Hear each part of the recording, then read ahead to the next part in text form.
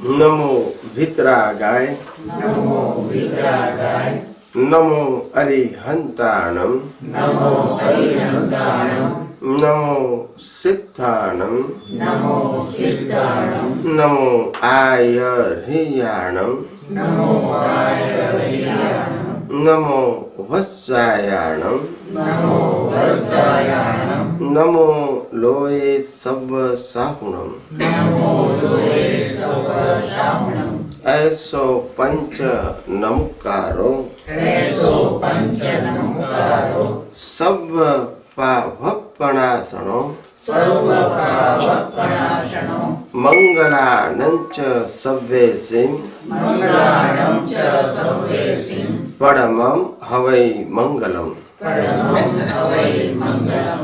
ओम नमो भगवते वासुदेवाय ॐ नमो भगवते वासुदेवाय।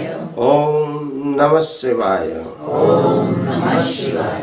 जय सच्चिदानंद। जय सच्चिदानंद। प्रत्यक्ष दादा भगवान ની સાક્ષીએ प्रत्यक्ष दादा भगवानની સાક્ષીએ વર્તમાને મહાવિદ્ય ક્ષેત્રમાં વિચરતા વર્તમાને મહાવિદ્ય ક્ષેત્રમાં વિચરતા तीर्थंकर भगवान श्री सिमंदर स्वामी ने તીર્થંકર ભગવાન શ્રી સિમંદર સ્વામીને अत्यंत भक्तिपूर्वक नमस्कार करूं છું।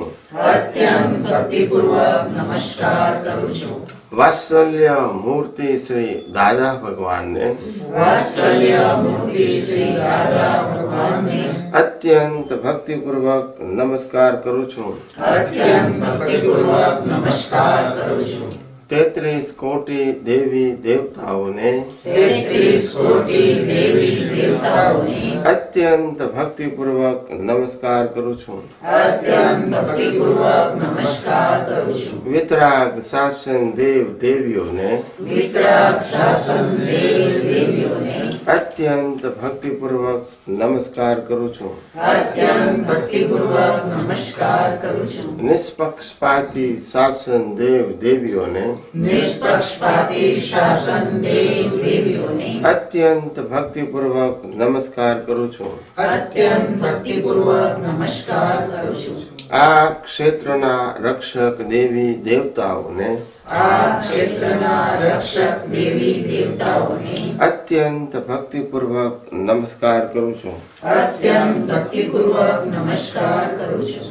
જગત ભરના સંત પુરુષોનું યોગબળ જગતભરના સંત પુરુષોનું યોગબળ જગત ભરના સત પુરુષોનું યોગબળ જગતભરના સત્પુરુષોનું યોગબળ અને પ્રગટ જ્ઞાની પુરુષ દાદા ભગવાનનું યોગબળ અને પ્રગટ જ્ઞાની પુરુષ દાદા ભગવાનનું યોગબળ સમસ્ત વિશ્વનું કલ્યાણ કરો કલ્યાણ કરો કલ્યાણ કરો। સમસ્ત વિશ્વનું કલ્યાણ કરો કલ્યાણ કરો કલ્યાણ કરો અને કલ્યાણ કરવાનું નિમિત્ત બનવાની અને કલ્યાણ કરવાનું નિમિત્ત બનવાની અમ સૌ મહાત્માઓને આમ સૌ મહાત્માઓને પરમ શક્તિ આપો શક્તિ આપો શક્તિ આપો। પરમ શક્તિ આપો શક્તિ આપો શક્તિ આપો। જગતના સર્વ જીવો સુખ અને શાંતિને પામો। જગતના સર્વ જીવો સુખ અને શાંતિને પામો। જગતના સર્વ જીવો સમાધાનને પામો।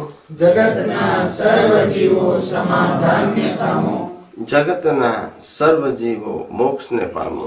જગતના સર્વ જીવો મોક્ષને પામો। જગત કલ્યાણ હો જગત કલ્યાણ હો જગત કલ્યાણ હો જગત કલ્યાણ હો જગત કલ્યાણ હો। જગત કલ્યાણ હો। निज स्वभाव से सद्गुरु निज स्वभाव से सद्गुरु गुरु लघु सर्वज्ञ है।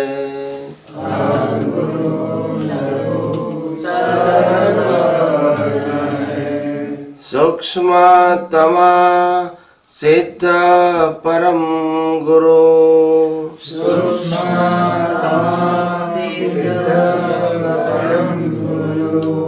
सत्यम वन्द्य सत्यं निश्चयमन्यः 33 कोटि दये भगवान 33 कोटि दये भगवान विश्वहितार्थे स्वागतम् विश्वहितार्थे स्वागतम् जग कल्याणक यज्ञ में जग कल्याण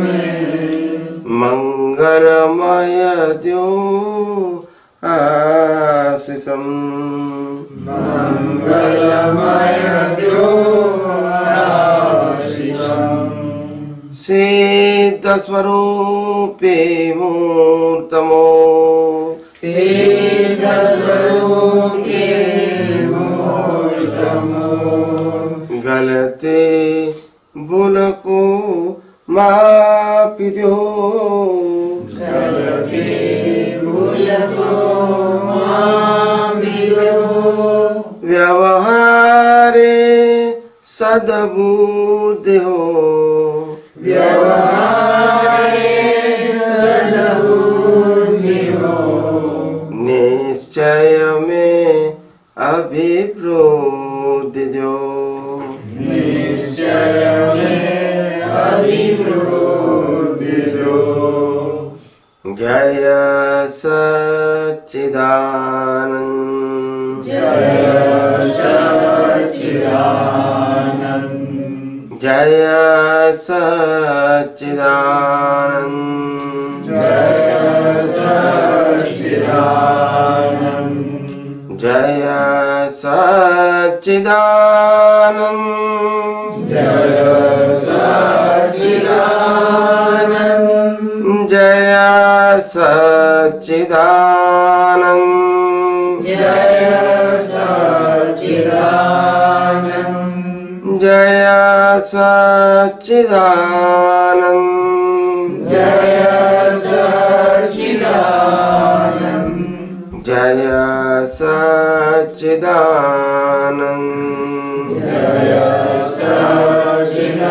सच्चिदानंद हे श्री पद्मावती माँ हे श्री पद्मावती माँ हे श्री चक्रेश्वरी माँ हे श्री चक्रेश्वरी माँ અમે આપને અત્યંત ભક્તિપૂર્વક નમસ્કાર કરી हमें आपने अत्यंत भक्तिपूर्वक नमस्कार करे અને પ્રાર્થના કરીએ છીએ કે અને प्रार्थना करिए छे के हम સર્વે મહાત્માઓને हम सर्वे महात्माओने મોક્ષ માર્ગને લાયક मोक्ष मार्ग लायक અને સહાયક સંજોગો અને સહાયક સંજોગો પ્રાપ્ત થાઓ પ્રાપ્ત થાઓ પ્રાપ્ત થાઓ प्राप्त थाओ प्राप्त थाओ प्राप्त थाओ હે શ્રી અંબે માં हे श्री अम्बे माँ હે શ્રી ભદ્રકાળી માં हे श्री भद्रकाली माँ અમે આપને અત્યંત ભક્તિપૂર્વક નમસ્કાર કરી हमें आपने अत्यंत भक्तिपूर्वक नमस्कार करी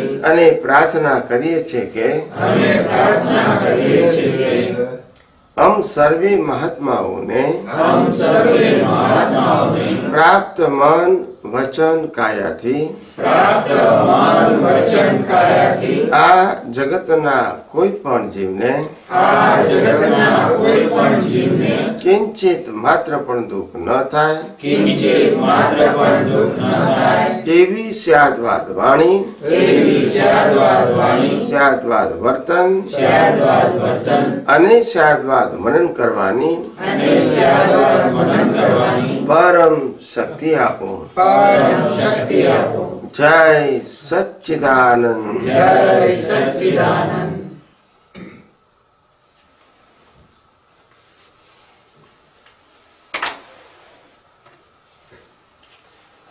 જય સચ્ચિદાનંદ.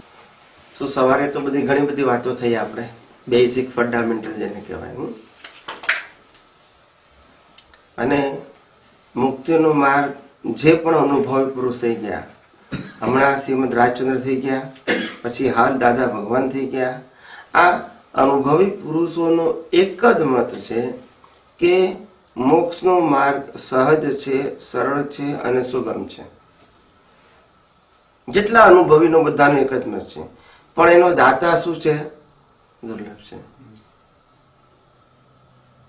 માર્ગ અઘરો નથી, પણ એનો દાતા શું છે? દુર્લભ છે. એનો દાતા કેમ દુર્લભ કીધો? કારણ કે અનુભવી હોતા નથી, અને અનુભવી ના હોવાથી માર્ગ એટલો અઘરો થઈ જાય કે સામાન્ય વ્યક્તિ ક્યાં તો એને સમજી ના શકે અને ફોલો ના કરી શકે. પણ માર્ગ અઘરો નથી.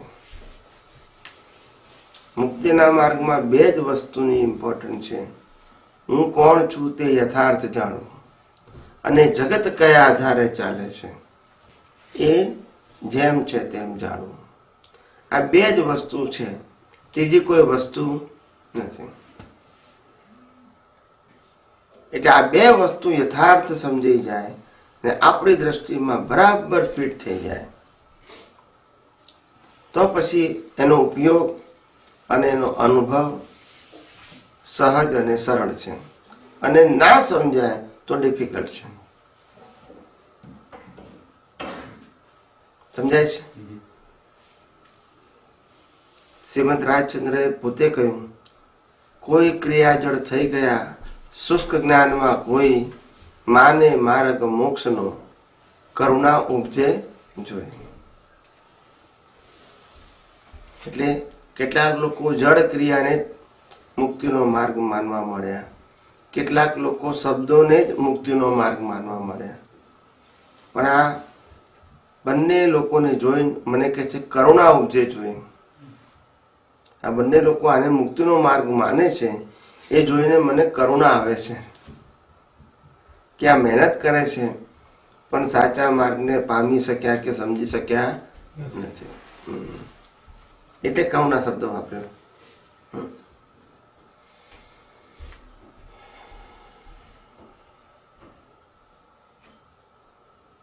એટલે હવે જે પૂછવું હોય તો પૂછો. હવે સવારે તો બધી બેઝિક વાત કરી હતી.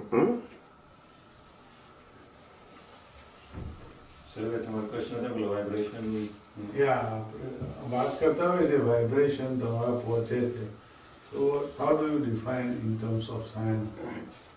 વાઇબ્રેશન્સ પહોંચવાનો મતલબ શું થાય કે આત્મા જે છે એ આત્મા, દરેક આત્મા પાસે તો અનંત શક્તિ છે જ, પણ એ અનંત શક્તિના વાઇબ્રેશન જે પહોંચવાની વાત છે એ શું પહોંચવાનું છે? પ્રશ્ન ભાવ શું છે? એ ભાવના વેવ્સ એકબીજાને પહોંચે છે. શબ્દ ના પહોંચી શકે પણ ભાવ. આ કેવું છે હું તમને સમજાવું કે જળની શક્તિ કેટલી છે અને પછી એના ઉપરથી નક્કી કરવાનું કે ચેતનની શક્તિ કેટલી હોય. હું અહીંથી બેઠા બેઠા ઇન્ડિયા ફોન કરું તો સેટેલાઇટ થ્રુ એને મેસેજ પહોંચે છે, હું એની સાથે કોમ્યુનિકેશન કરી શકું છું. આ જળની શક્તિ છે ને? કઈ શક્તિ છે? અહીંયા મોબાઈલ, ત્યાં મોબાઈલ, અને સેટેલાઇટ પણ મોબાઈલ, એટલે આ બધું ત્યાં જળ જ છે ને? તો જળની શક્તિથી હું અહીંયા બેઠા બેઠા ઇન્ડિયા કોઈની સાથે વાત કરી શકું છું. પણ કઈ શક્તિથી? હવે જળની શક્તિથી, જળની હેલ્પથી જો આ પ્રોસેસ થઈ શકતી હોય તો પછી એક ચેતનને બીજા ચેતન સાથે વાઇબ્રેશન મોકલવા કેમ ડિફિકલ્ટ હોય? સાયન્ટિફિક પ્રોસેસ તો એક જ છે ને. જળ જો ટ્રાન્સપોર્ટ કરી શકતી હોય વેવ્સને અને ત્યાં રિસીવ કરી શકતું હોય, ખ્યાલ આવી ગયો તમારા મિકેનિઝમથી, તો ચેતનને કેમ ના મોકલી શકે? એટલે પાવર છે. શું છે? ચેતનને મોકલતું જ નથી. ચેતનની હાજરીમાં, બીજા ચેતનની હાજરીમાં એને મેસેજ મળે છે. આ ચેતનની હાજરીમાં આ શરીર મેસેજ મોકલાવે છે, અને એ ચેતનની હાજરીમાં પેલા શરીરને મેસેજ મળે છે. એ મેસેજ મોકલનાર ને મોકલનાર તો બોડી જ છે, પણ ચેતનની હાજરી છે. શું છે? That's it. આવી રીતે એટલે વાઇબ્રેશન્સ તો બધે જ પહોંચી જાય આપણે, પણ એ વાઇબ્રેશન્સમાં તકલીફ શું થાય છે કે સામાન્ય રીતે ઝીલનારા હોતા નથી. ઝીલનારા એટલે સમજનારા.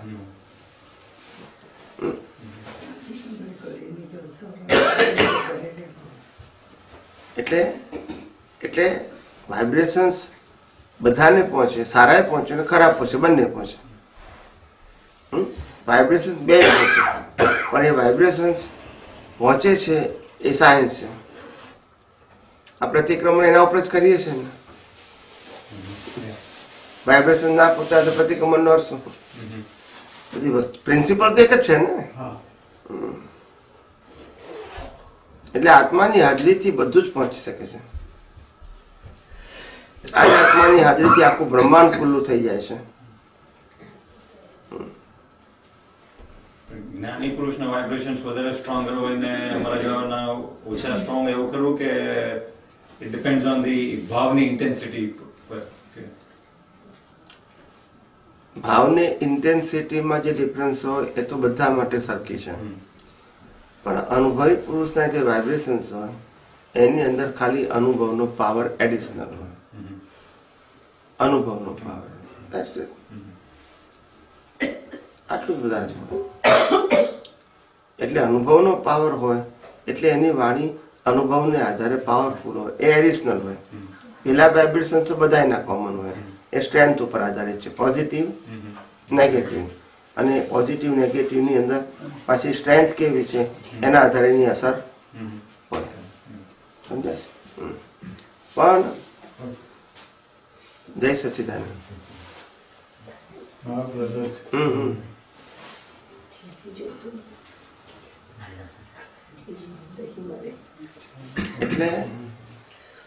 એટલે કહેવાનો મતલબ કે વાઇબ્રેશન્સ તો બધાના હોય, ખાલી અનુભવી પુરુષની અંદર અનુભવી પુરુષનું પ્રમાણ જુદું પડે. બાકી રાગ દ્વેષ એની જે તીવ્રતા એના વાઇબ્રેશન તો બધાના હોય. આપણે ઈચ્છા અને ભાવમાં જરા ઈચ્છા ને ભાવ ભાવ કરવાની ઈચ્છા કરી એમ. શું? એટલે ઈચ્છા ને ભાવમાં તો બહુ ફેર છે. ઈચ્છા બે પ્રકારની હોય. એક આ અવતારના રિલેટેડ ઈચ્છાઓ હોય અને બીજા નેક્સ્ટ બર્થના આધારે ઈચ્છા હોય આપણી. તો જે આ બર્થને આધારે આપણી ઈચ્છાઓ છે એ બધી ડિસ્ચાર્જ છે. ભાવ પણ બે પ્રકારના હોય. એક ડિસ્ચાર્જ ભાવ હોય ને બીજા ચાર્જ ભાવ હોય. જે ભાવો આ ભાવ સાથે જોડાયેલા છે એ બધા ડિસ્ચાર્જ ભાવ છે. પછી રિઝલ્ટ આવે કે ના આવે.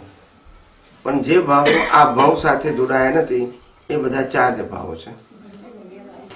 એટલે આધ્યાત્મિક દ્રષ્ટિએ ભાવ કોને કહેવાય છે? ડિસ્ચાર્જ ભાવને ભાવ નથી કહેતા, પણ જગતના લોકોને આઈડેન્ટિફાય થતું નથી કે જે અત્યારે જીવતા હું જે ભાવ કરું છું, વસ્તુ માટેના, વ્યક્તિ માટેના, સાધનો માટેના, સંજોગો માટેના, સંબંધો માટેના, એ બધા ભાવને ભાવ નથી કહેવાતું. એ બધા સંજોગાધીન ભાવ છે, બધા ડિસ્ચાર્જ છે. કેવા છે? એને એ પુરુષાર્થમાં નથી આવતા. પુરુષાર્થમાં કયા ભાવ આવે છે? કે જે ભાવ આ ભાવ સાથે સંકળાયેલા નથી. અત્યારે આ સંજોગોમાંથી સાર કાઢ્યો અને નક્કી કર્યું કે ભાઈ આવું હોવું જોઈએ. સવારે જે વાત કરી હતી ને બહુ અગત્યની છે. આ મનોવચન કાયાને મશીન સમજવું એ માણસ માટે અઘરું છે, પણ મશીન જ્યાં સુધી સમજાશે નહીં ત્યાં સુધી એના પ્રત્યેનો મોહ ઉતરશે નહીં અને આત્માનું ચેતન છે એ મોહ તમારું ઉત્પન્ન થશે નહીં. આત્મા માટેના મોહને સમ્યક મોહ કહે છે, શરીર પ્રત્યેના મોહને મિથ્યા મોહ કહે છે. ખ્યાલ આવ્યો? અને મશીન સમજવું પડશે કારણ કે સાયન્ટિફિકલી પ્રૂવ થયેલું છે. શું છે? મન વચન કાયા એ મશીન છે અને મેડ બાય ધ નેચર. કોનાથી બનેલું છે? જે આપણે સવારે સમજાયું ને, આ શરીર કુદરતે બનાવ્યું છે. આ શરીરનું રો મટીરિયલ છે એ કુદરતે આપેલું છે. પૃથ્વી, પાણી, વાયુ, અગ્નિ, આકાશ, પંચમહાભૂતો કુદરતના છે. આ શરીરનું ફોર્મેટ કુદરતે બનાવ્યું છે? કોણે બનાવ્યું છે? કે ભાઈ તને મનુષ્ય ભાવનો આકાર આપો, મનુષ્યમાં સ્ત્રીનો આકાર આપો, પુરુષનો આપો, પશુ યોનિનો આકાર આપો, નરગતિનો આકાર આપો, દેવલોકનો આકાર આપો, એ કુદરત નક્કી કરે છે. અને જેવું બોડી આપે છે એના ઇન્ગ્રેડિયન્ટ્સ જે છે એ બધી જ બોડીના સરખા છે કે પંચ મહાભૂતો. અંદરના ઓર્ગન મનુષ્યના બધાના સરખા છે, કારણ કે આ કુદરત મેડ છે ને, મેન મેડ નથી. એટલે આ મશીન છે, અને આ મશીનને ચાલુ રાખવા માટે, ફિઝિકલ મશીનને ચાલુ રાખવા માટે 3 પ્રકારની જરૂર છે: હવા, પાણી ને ખોરાક. એ પણ કોણ આપે છે? હવા કુદરત આપે, પાણી કુદરત આપે, અને ખોરાક કે અચ્છા. એટલે આને બેઝિક મેન્ટેનન્સ પણ કોણ પૂરું પાડે છે? કુદરત. અચ્છા, આ શરીર દ્વારા જે કર્મ ભોગવીએ છે એ સંજોગો પણ કોણ પૂરા પાડે છે? કુદરત. અને છેલ્લે આ મશીનને બંધ પણ કોણ કરે છે? એટલે બધું છે જ કુદરત મેડ. એમાં કોઈ જગ્યાએ મનુષ્યની ફ્રીડમ છે? એટલે જ્ઞાની પુરુષ દાદા ભગવાને એક જ વાક્યમાં ઘણું બધું કહી દીધું.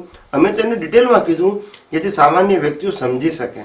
એમને તો એક વાક્યમાં કહી દીધું કે મન, વચન, કાયાની અવસ્થા માત્ર કુદરતી રચના છે. પણ સમજાવવું જોઈએ ને.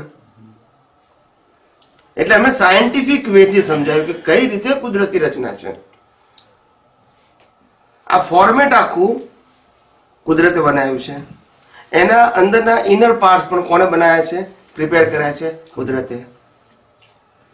એનું રો મટીરિયલ, એનું જે ઇન્ગ્રેડિયન્ટ છે એ પણ કુદરતનું છે.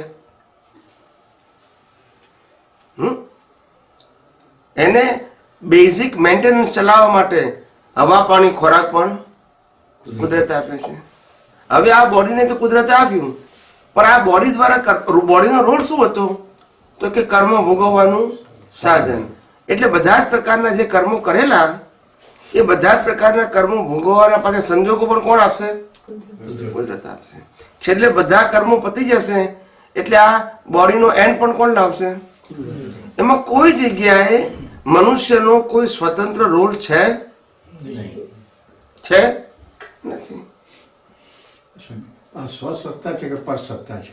બધી પર સત્તા. પરસત્તા, બરાબર. સ્વસત્તા અને પરસત્તામાં મનુષ્યનું એ યંત્ર છે. હવે એ આ થાય છે એને મારે જોયા કરવું છે. એ જુદાપણાની જાગૃતિ કે કેમ નથી રહી શકતી? બધાનો પ્રયત્ન તો હોય છે જ. પ્રયત્ન છે બધાનો, પણ બધા પાસે મેઇન વસ્તુ છે. આ કાર્ડની અંદર ખામી શું છે? બધા પાસે પ્રયત્ન છે, બધા પાસે જ્ઞાન છે, બધા પાસે અજ્ઞાન શું છે એ ખબર છે, જ્ઞાન શું છે ખબર છે. બધા પાસે સાયન્સ નથી. શું નથી? સાયન્સ. બધા પાસે રેડીમેડ આન્સર છે. કંઈ પણ થાય તો કે વ્યવસ્થિત. વ્યવસ્થિત એટલે શું? તો કે ખબર નથી, પણ જવાબ છે મારી પાસે. શું છે? જવાબ છે, પણ મેથડ નથી. શું નથી? મેથડ નથી. હું આત્મા છું, યુ કેન પ્રૂવ ઇટ? તો કે આઈ ડોન્ટ નો. સાયન્સ નથી, નોલેજ છે. શું છે? તમે એક્સપ્લેન નથી કરી શકતા. It means you have no understanding. You have a information and good knowledge, but without scientific vision, તો શું થાય? અત્યારે ગીતાનું જ્ઞાન સમજાવનારા દુનિયામાં કેટલા હશે? ઘણા સમજાવનારા કહું છું, સાંભળનારા નથી કહેતો. સમજાવનારા ઘણા છે. બરાબર છે. એ બધા કૃષ્ણ થઈ ગયા. કેમ? એ સ્વસત્તામાં નથી. એટલે બસ તો પછી નોલેજ તો છે. નોલેજ એટલું છે કે સમજાય કે તમને, પણ નો સાયન્ટિફિક વિઝન. સાયન્સ વગર શું કરવાનું સાહેબ? એ તો યુનિવર્સિટીમાં ગીતાનો કોર્સ ચાલુ કર્યો છે અમેરિકામાં. બરાબર છે. આ તો ખાલી સમજાવવા માટે કહું છું. એટલે કે નોલેજ હોવાથી જ્ઞાન નથી, વિજ્ઞાન નથી કહેવાતું. વિજ્ઞાન શું જોઈએ? વિજ્ઞાન, સાયન્ટિફિક વિઝન. જેને સ્પિરિચ્યુઅલ કહેવાય. શું કહેવાય? આધ્યાત્મ. તમે જે જાણો છો અત્યારે બધું જ એ ધર્મને જાણો છો, આધ્યાત્મ નથી જાણતા. જે પણ જાણો છો એ બધું ધર્મ છે. મેં સવારે કીધેલું ને, શું બોલ્યો તો શબ્દ ધર્મ કોને કહેવાય? સવારે શું કીધેલું? વાક્યની વ્યવસ્થિત સિસ્ટમ છે. ફોર્મેટ. શું કીધેલું? ફોર્મેટ એટલે શું? એક ભગવાનનું સિમ્બલ હોય, એક ગુરુનું સિમ્બલ હોય, એક મંત્ર હોય, એક મંદિર હોય, ડિસાઇપલ્સ હોય, ફોલોવર્સ હોય, બુક્સ હોય, સંસ્થા હોય. આવા દુનિયાના બધા ધર્મોમાં ફોર્મેટ છે. You follow the one of the format and the science is beyond the format. So you don't know the science, you know the format and you follow the format. Yes or no? Yes. તમે ફોર્મેટને જ follow કરો છો. Format બદલવું એ science નથી. Format બદલવું એટલે તમે view point બદલ્યો. શું બદલ્યો? Science is beyond all format. આ બધા જ ફોર્મેટ થી ઉપર શું છે? સાયન્સ છે, કે જે બધા માટે યુનિવર્સલ ટ્રુથ છે. કેવું છે? આપણી પાસે તો વ્યૂ પોઈન્ટ વાળું જ્ઞાન છે. એ વ્યૂ પોઈન્ટને સાયન્સ કહેવાય નહીં. તમને કોઈ પણ વ્યક્તિ કહી દેશે કે this is your view point. શું કહેશે? કારણ કે તમારું માળખું જ ફોર્મેટ છે. પછી માળખું જ ફોર્મેટ છે. એટલે કોઈ વ્યક્તિ કહે કે આ અમારો ધર્મ છે એનું આ ફોર્મેટ છે, તમારું શું છે? તો બધાને જવાબ આપી શકશો કે તમારું આ છે તો અમારું આ છે, તમારું આ છે તો અમારું આ છે. It's a different format. It is not a science. તો ફોર્મેટમાંથી સાયન્સમાં જવા માટેની માસ્ટર કી કઈ? That's it. આજે સવારે એના ઉપર આખો સત્સંગ હતો 2.5 કલાકનો, અને પાવરફુલ હતો કે નહીં? 2.5 કલાક થઈ ગયા હતા, કોઈ હાલ્યું નતું. પછી આ જ ટોપિક હતો મારો, format. When you follow the format, it means you have a religion or good religion, but not science. Science is beyond format. It's a universal truth. It's not a viewpoint. It's not a viewpoint. Viewpoint એટલે સચ્ચિદાનંદ. Viewpoint એટલે શું કહેવાય? જય સચ્ચિદાનંદ. Chair છે ને? Okay, બસ બસ. એટલે view point નો મતલબ શું થાય? વ્યૂ પોઈન્ટ એટલે આપણે કોઈ એક વ્યક્તિને માને છે, આપણે બીજી વ્યક્તિને માનીએ છીએ. કોઈ એક મંત્ર બોલે છે, આપણે બીજો મંત્ર બોલે છે. કોઈ એક ગુરુને માનીએ છીએ, આપણે બીજા ગુરુને માનીએ છીએ. ખ્યાલ આવી ગયો? કોઈ એક મંદિરને માને છે, આપણે બીજા મંદિરને માનીએ છીએ. કોઈ એક પુસ્તકને ફોલો કરે છે, આપણે બીજી પુસ્તકને ફોલો કરીએ છીએ. કોઈ એક ડિસાઇપલ્સને બિલીવ કરે છે, આપણે બીજા ડિસાઇપલ્સને બિલીવ કરીએ છીએ. કોઈ એક ફોલોવરનો ગ્રુપ સાથે રહે છે, કોઈ બીજા ફોલોવરના ગ્રુપ સાથે રહે છે. પણ this is totally different kind of format. And the format is follow Papa and Punya. There is no science in a format. Any format of the world, they create the Papa and Punya. They show you the path of Papa and Punya, and you follow the same path. But there is no science. In a science, there is no format. It's a beyond format. શું છે? Beyond format. અને આ format ની beyond જે છે એ શું છે એ હું તમને સંક્ષિપ્ત કહી દઉં. ફોર્મેટની બિયોન્ડ બે જ વસ્તુ છે. હું કોણ છું અને આ જગત કયા આધારે ચાલે છે, આ બે જ વસ્તુ સમજવું એનું નામ સ્પિરિચ્યુઅલ સાયન્સ. બાકી બધું format. And format is a different view point. શું છે? Different view point. View point બધા અલગ અલગ હોઈ શકે, but you follow the format only. તમે ફોલો કોને કરો છો? ફોર્મેટને. ભલે વ્યૂ પોઈન્ટ અલગ હોય, અને હોય બધાને અલગ હોય, પણ ફોર્મેટ એને સ્પિરિચ્યુઅલ પાથ કહેવાતો નથી. એને ધર્મ કહેવાય. શું કહેવાય? ધર્મ. એટલે બે જ વસ્તુ જાણવાની છે, હું કોણ છું તે, અને આ જગત કયા આધારે ચાલે છે તે. હું કોણ છું એવું જ્યારે લક્ષમાં હોય ત્યારે આપણને ખ્યાલ હોય છે કે હું કોણ છું એટલે હું ખાલી આત્મા છું તેવું નહીં.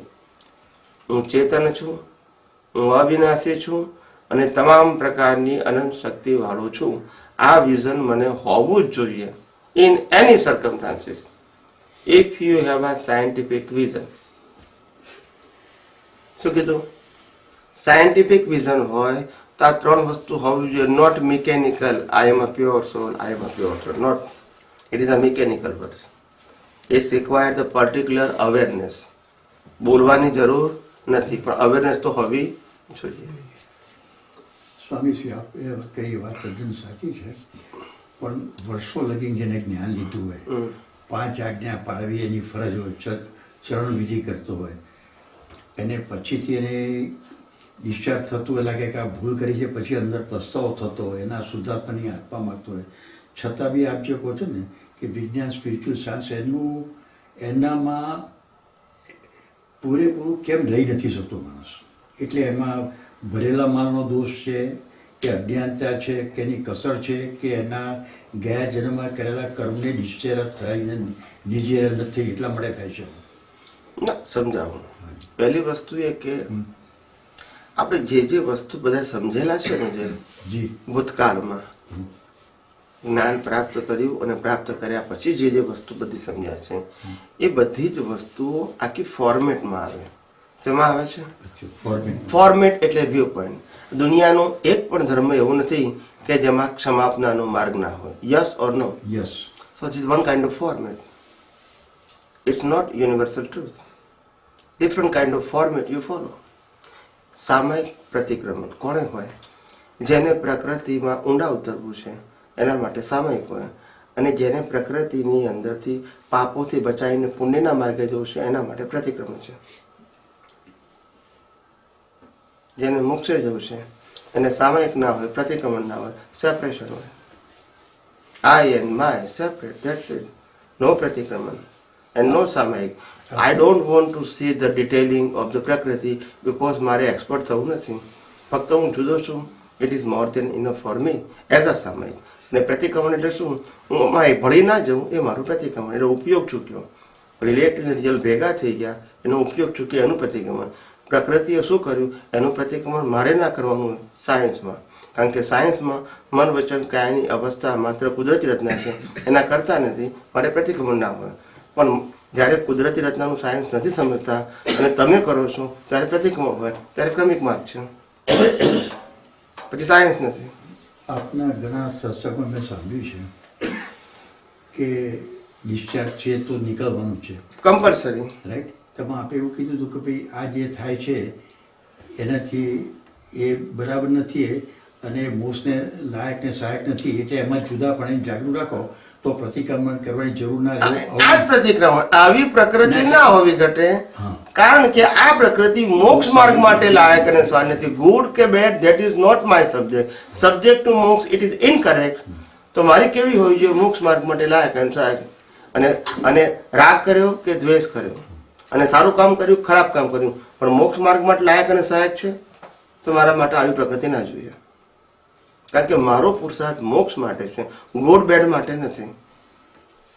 જ્યાં ગુડ બેડ નો સબ્જેક્ટ છે ત્યાં રિલેટિવ સામયિક હોય અને પ્રતિક્રમણ હોય. તો એનો મતલબ એવો થયો કે જુદાપણાની જાગૃતિ સવારે તમે ઉઠો શું ત્યાં લગી જે તમારામાં એમાં અચૂક હોવી જોઈએ કે ભાઈ દાંતણ કોણ કરે બધું જ મેં કીધેલું છે. એટલે આઈ વોન્ટ ટુ કન્ફર્મ અને પાકું કરવું એ જ જાગૃતિ. બધી જ અવસ્થામાં પોતે કોણ છે એનું ભાન ભૂલી જાય તો સાયન્સ સમજો જ નથી ને. શું કરે છે ડઝન્ટ મેટર, પણ હું કોણ છું એ ખબર નથી. જમવા બેઠા આ તે દરેક વસ્તુમાં આપણે એવું સત્સંગમાં કહો છો કે જુદાપણાની જાગૃતિ રાઈટ. સારું છે ખોટું છે એવું થાય તો બી એમાં બી કે જુદાપણાની જાગૃતિ રાખવાની. Correct correct. જીવનના બધા બધી જ અવસ્થાઓ આવે.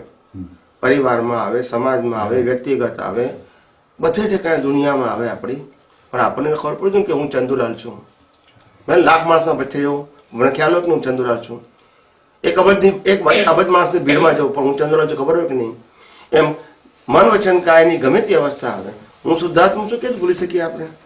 If I am a scientist, અહીંયા વ્યવહાર જ્ઞાન ભૂલતા નથી, એમ અહીંયા સાયન્સ ભૂલવાનું નથી, સ્પિરિચ્યુઅલ ભૂલવાનું નથી. જો ભૂલી ગયા તો તમે સાયન્ટિસ્ટ છો જ નહીં ને. પણ then you have only religion. એકડો જો ભૂલી જવાનું હોય તો સાયન્સ છે જ નહીં ને. તમે કોણ છે ભૂલી જ જવાનું હોય તો સાયન્સ છે જ નહીં, પછી ધર્મ છે. તો સ્વામી આમાં શું છે કે આપણને બધાને મહાત્માને ખબર કે ભાઈ આત્મા છે, જુદા છે, એની ભાવના બી એવી છે, પણ એને સ્વાભાવિક રીતે કોઈ બી જગ્યાએ જાય, ઝાડ પાન હોય કે મનુષ્ય હોય, એ શુદ્ધાત્મા છે ને વ્યક્તિ જુદી છે, હું શુદ્ધાત્મા છું ને વ્યક્તિ જુદી છે, એવું સતત જાગૃતિ રહે ત્યારે સાયન્સ આપણે તો સાયન્સ કહેવાય નહીં તો નોલેજ કહેવાય. એમ કહું છું. નોલેજ કોઈને પણ હોઈ શકે. અને હિન્દુસ્તાનના તમામ ધર્મો વાળાને ખબર છે કે હું આત્મા છું, ભલે જાગૃતિ ના રહેતી હોય પણ ખબર તો છે જ બધાને હિન્દુસ્તાનમાં. I am talking about the all religion. બધાને ખબર છે કે હું આત્મા છું. જૈનિઝમમાં આત્માની વાત છે, વેદાંતમાં છે, ગીતામાં છે, તમે બ્રહ્માકુમારીમાં જાઓ તો છે, આ સ્વામિનારાયણ ધર્મમાં છે. શેમાં આત્મા નથી? બધામાં આત્માની વાત છે. એટલે આત્મા, હું આત્મા છું ખ્યાલ કોણે નથી એમ પૂછું છું. આપણે જ્ઞાન લીધું હોય એને આત્માની રિયાકી થાય ને પ્લસ ધર્મમાં છે બેમાં ફેર તો ખરો ને? એ ફેર આપણે કયા આધારે કહીએ છીએ? આપણી પ્રોસેસના આધારે કહીએ છીએ. શેના આધારે કહીએ છીએ? પ્રોસેસ. કે જે કુદરતી આપણને ગિફ્ટ મળી છે એને આપણે speciality. This is not our purusharth. Gyan siddhi is one of the evidence. શું છે? એવિડન્સ. ને ત્યાં તમે લઈને આવ્યા છો. પેલા આપવાનું અને તમે લેવાનું. લઈને આવ્યો છે. તો નિત્ય સંજોગ કોણ ભેગો કરે? કુદરતી રચના. ટોટલ કુદરતી રચના છે.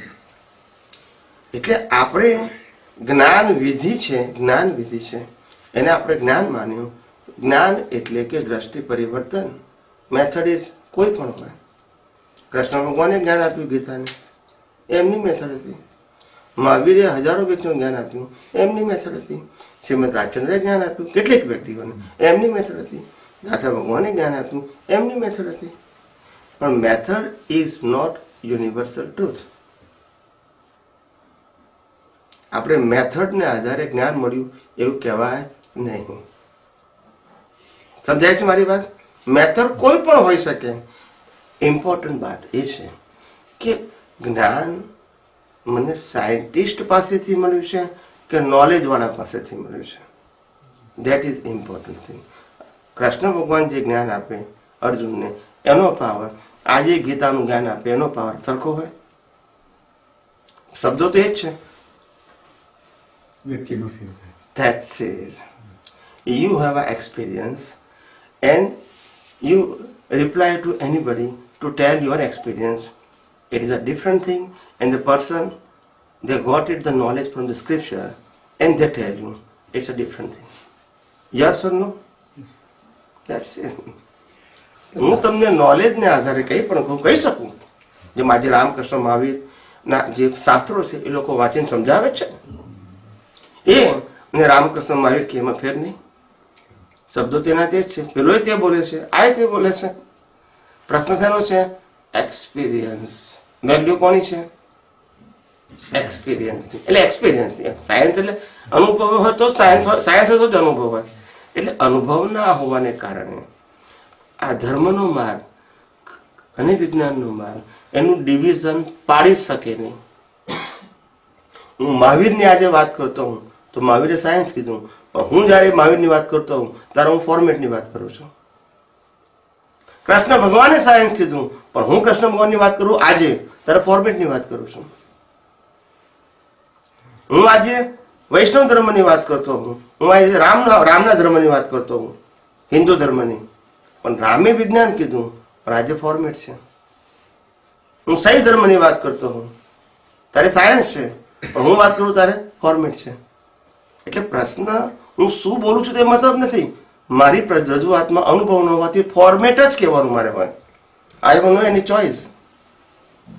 અને ફોર્મેટ કહેવાને આધારે મેં તમને ફોર્મેટ કીધું, હવે તમને ફોર્મેટ મળી ગયું. તમે એને જો જ્ઞાન માનતા હોય તો એ ધર્મ સિવાય વિશેષ કશું નથી. એ પાપોથી બચે અને પુણ્ય ઉપાર્જન કરે, that is always correct. Always correct. પણ તમે એ લોકો કે એનો મુક્તિનો માર્ગ છે, ધેટ ઇઝ નોટ કરેક્ટ. પાપ પુણ્યનો માર્ગ છે, કરેક્ટ છે. કોઈ પણ ધર્મ હોય દુનિયાનો, એમાં ક્વેશ્ચન માર્ક નથી. પણ મુક્તિનો માર્ગ કેવી હોઈ શકે સાહેબ?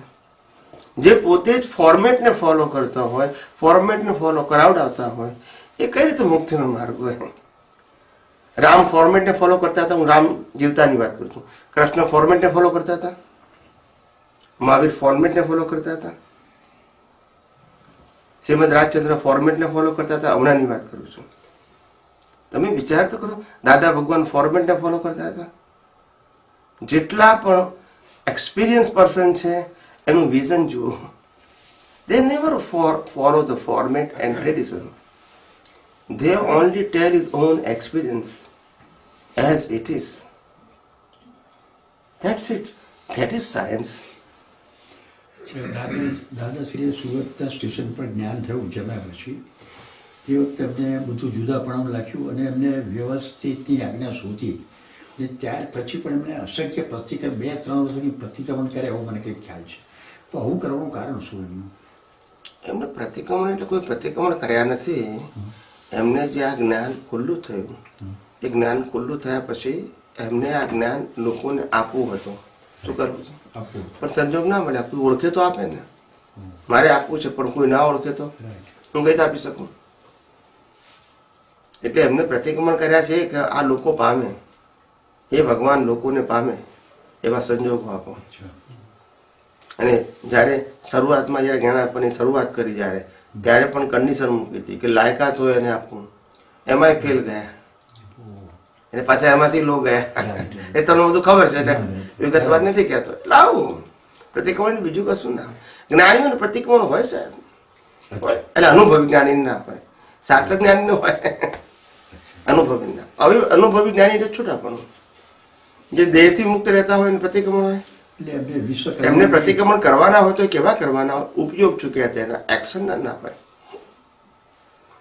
દેહ અને આત્મા છૂટા રહેવા જોઈએ, એનો ઉપયોગ ચૂકી ગયા હોય એના પ્રતિક્રમણ હોય.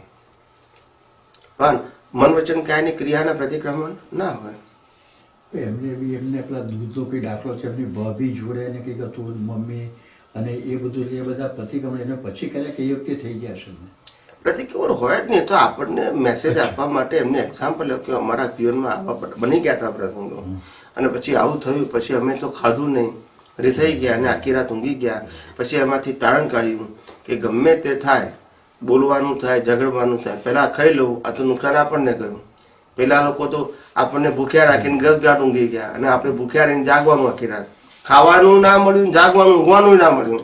આ તો બે નુકસાન ગયા. એના કારણે જે કરવું એ ખાઈ પીને કરવું આપણે. એ જ્ઞાન આપણને આપ્યું. પ્રતિક્રમણ શબ્દ નથી ભૂલાય.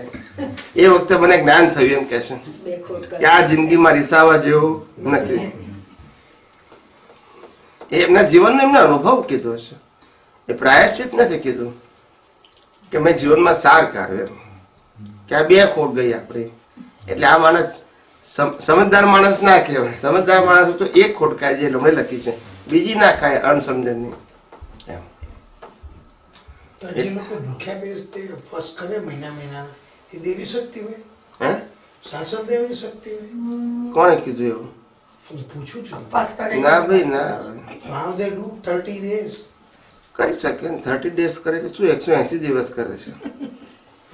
હા? હા, હું ગપ્પા નથી પણ તમે યુટ્યુબમાં મૂકજો શું કરે? 180 days જૈન ઉપવાસ, તો તમને આવશે લિસ્ટ આવશે કોણે કોણે કર્યા છે હમણાં જ.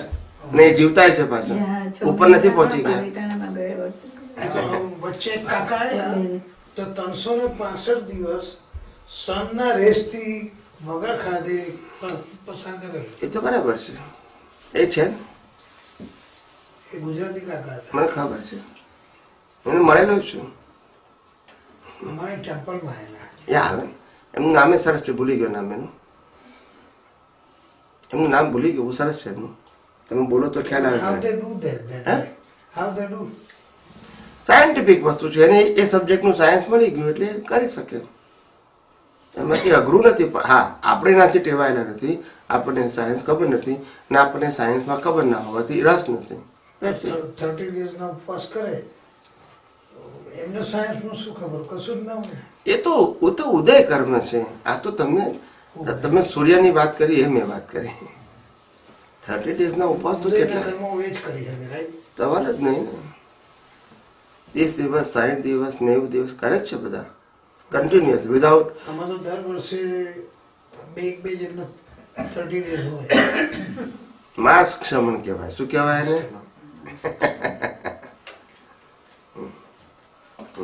આપણે દરેક અવસ્થામાં તમે સવારે જે કીધેલું કે તમારે નિરંતર છૂટાપણાનું વર્તવું જોઈએ, તો એનું આપણને આભાસ કેવી રીતના થાય કે થઈ રહ્યું છે? છૂટા પણ વર્તે એટલે શું થાય આપણને?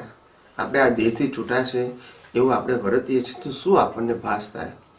તો હાલ આપણે દેહથી છૂટા થઈએ છીએ એટલે દેહનું માલિકીપણું ના હોય, દેહનું કર્તાપણું ના હોય, અને દેહ જે ભોગવે છે એનું સફરિંગ ના હોય, અને છૂટાપણું કહેવાય. અને પોતાના સ્વરૂપનું લક્ષ હોય, પોતાના સ્વરૂપનું લક્ષ હોય નંબર 1. પછી કર્તાપણું, માલિકીપણું અને ભોગવટો આ 3 વસ્તુ ના હોય તો તમે દેહથી છૂટા છો. આને હોય બધું, તમને ના હોય. તમારે છૂટા રહેવાનું છે, દેહને છૂટા રહેવાનું નથી, તમારે દેહથી છૂટા રહેવાનું છે. એટલે દેહને ભોગવટો કે છે કે નહીં, that is not your question. તમને છે કે નહીં, દેટ ઇઝ યોર ક્વેશ્ચન. તમને દેહાધ્યાસ છે કે નહીં, તમને કર્તાપણું છે કે નહીં, તમને માલિકીપણું છે કે નહીં, અને તમને ભોગવટાપણું આ 3 વસ્તુ ના હોય તો તમે દેહથી છૂટા છો. કોઈ પણ અવસ્થામાં ડઝન્ટ મેટર. આ દેહ ભલે મારામારી કરતું હોય, એની સાથે શું લેવા દેવા તમારે? આ લાખો લોકોની હિંસા કરીને અર્જુન મોક્ષે ના ગયો? નહીં તેમ ના કે આમ એક તીર મારે પછી પેલો મરી જાય, પછી પ્રતિક્રમણ કરે, બીજું તીર મારે પછી પ્રતિક્રમણ કરે, એવું કરે? તો પછી છૂટું જ હોય, પ્રતિક્રમણ હોય જ નહીં. એને પ્રતિક્રમણ તો કોને હોય? અજ્ઞાનીઓને હોય. કોને હોય? જેને પાપનો ડર છે એને પ્રતિક્રમણ હોય. કોને હોય? જ્ઞાનીઓને ના હોય. જ્ઞાનીઓને પાપ પુણ્ય બેમાંથી એકનો ડર ના હોય, કારણ કે એને ખબર છે દેહથી હું ભિન્ન છું અને દેહની અવસ્થા કુદરતી રચના પ્રતિક્રમણ છે એનું. પણ જેને દેહાધ્યાસ છે, દેહ તેજ હું માને છે અને મારે પાપ ભોગવવા પડશે એવો ડર છે, એના માટે પ્રાયશ્ચિત છે. તો એના માટે આપણે શું શક્તિઓ માન કરવી પડે તો એ અવસ્થા આવે? શેની? એ અવસ્થા કેવી રીતે લાવવાની? કઈ અવસ્થા? છૂટાપણ. ના, પ્રેક્ટિસ. શક્તિ નહીં. શક્તિ તો સહાય માટે માંગવું જોઈએ, પછી પ્રેક્ટિસ ઇઝ રિક્વાયર. એટલે વગર પ્રેક્ટિસ તમે શક્તિ માંગો તો ના આવે. એટલે તમે ટ્રાય કરો. Try કરો. Yeah. કરેક્ટ કરો, ના થયું તો કરેક્ટ. એ જ મેથડ છે. મક્કમતા. Effort. One day you reach your goal. પ્રયત્ન વગર કશું નથી. કારણ કે પણ આ ઇનર એફર્ટ છે, આઉટર એફર્ટ નથી. બ્લેસિંગ તો છે જ, ખાલી પ્રેક્ટિસની કમી છે. એટલે એટલા માટે જ કીધું કે આપણામાં મોટામાં મોટી ખામી ક્યાં છે? પહેલામાં પહેલું આપણી પાસે સાયન્ટિફિક વિઝન નથી, અને બીજું પ્રેક્ટિસ નથી. આપણી પાસે નોલેજ અને ઇન્ફોર્મેશન બધી જ છે, પ્રેક્ટિસ નથી.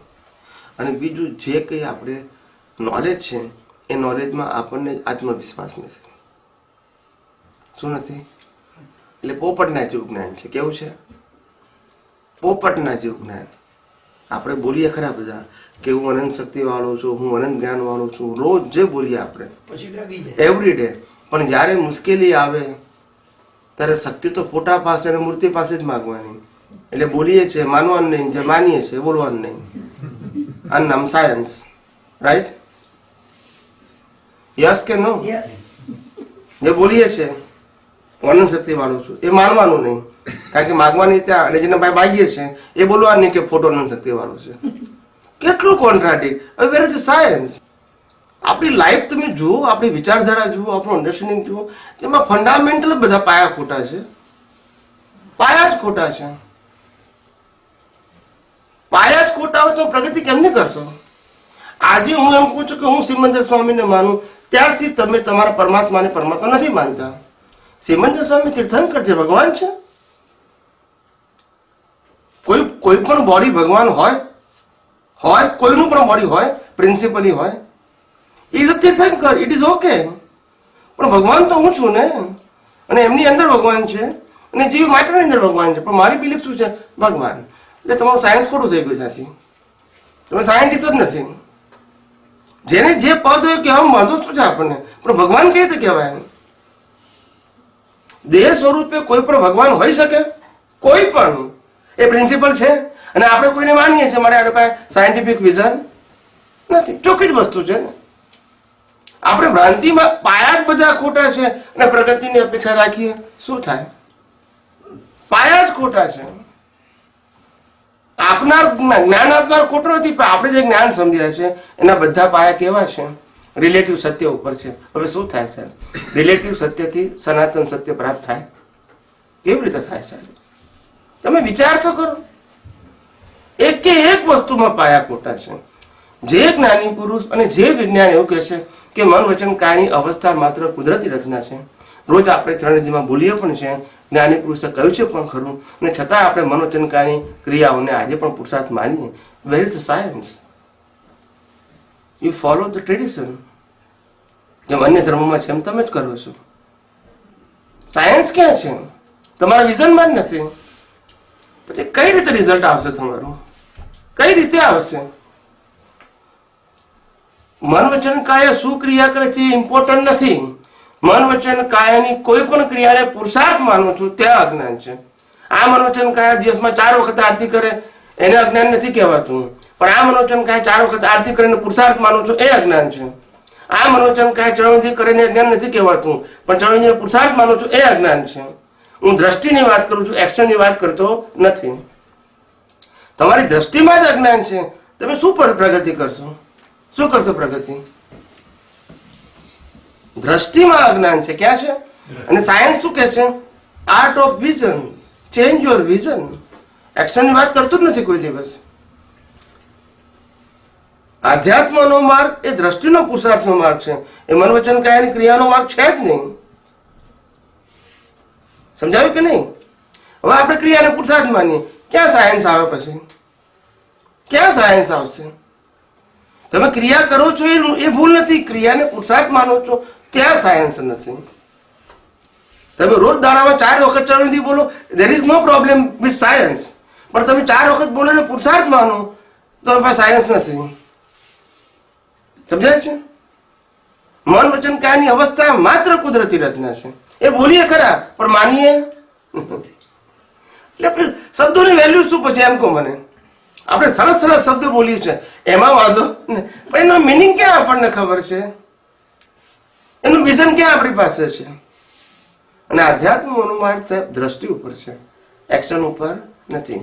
તમારી દ્રષ્ટિ ઇનકરેક્ટ છે અને પછી એના બેઝ ઉપર તમે પુરુષાર્થ કરશો, શું થશે? એટલે પહેલું દ્રષ્ટિની અંદર કરેક્શનની બહુ જ જરૂર છે. ખોટા તમે જેટલા પણ પિલર ખોટા નાખ્યા હશે ને એના ઉપર ચણેલું મકાન રહેવાનું નથી. એટલે દ્રષ્ટિનો જે આપણે કરેક્શન કરીએ એ પુરુષાર્થ કહેવાય. હા, મન વચન કાયાની ક્રિયાને આધ્યાત્મ માર્ગમાં પુરુષાર્થ કહેવાતો જ નથી, કારણ કે મન વચન કાયા એ કુદરતે આપેલા છે, કુદરત ચલાવે છે અને કુદરત એનો એન્ડ લાવે છે. એમાં તમે કોણ કરનારા છો તે પુરુષાર્થ કહેવાય.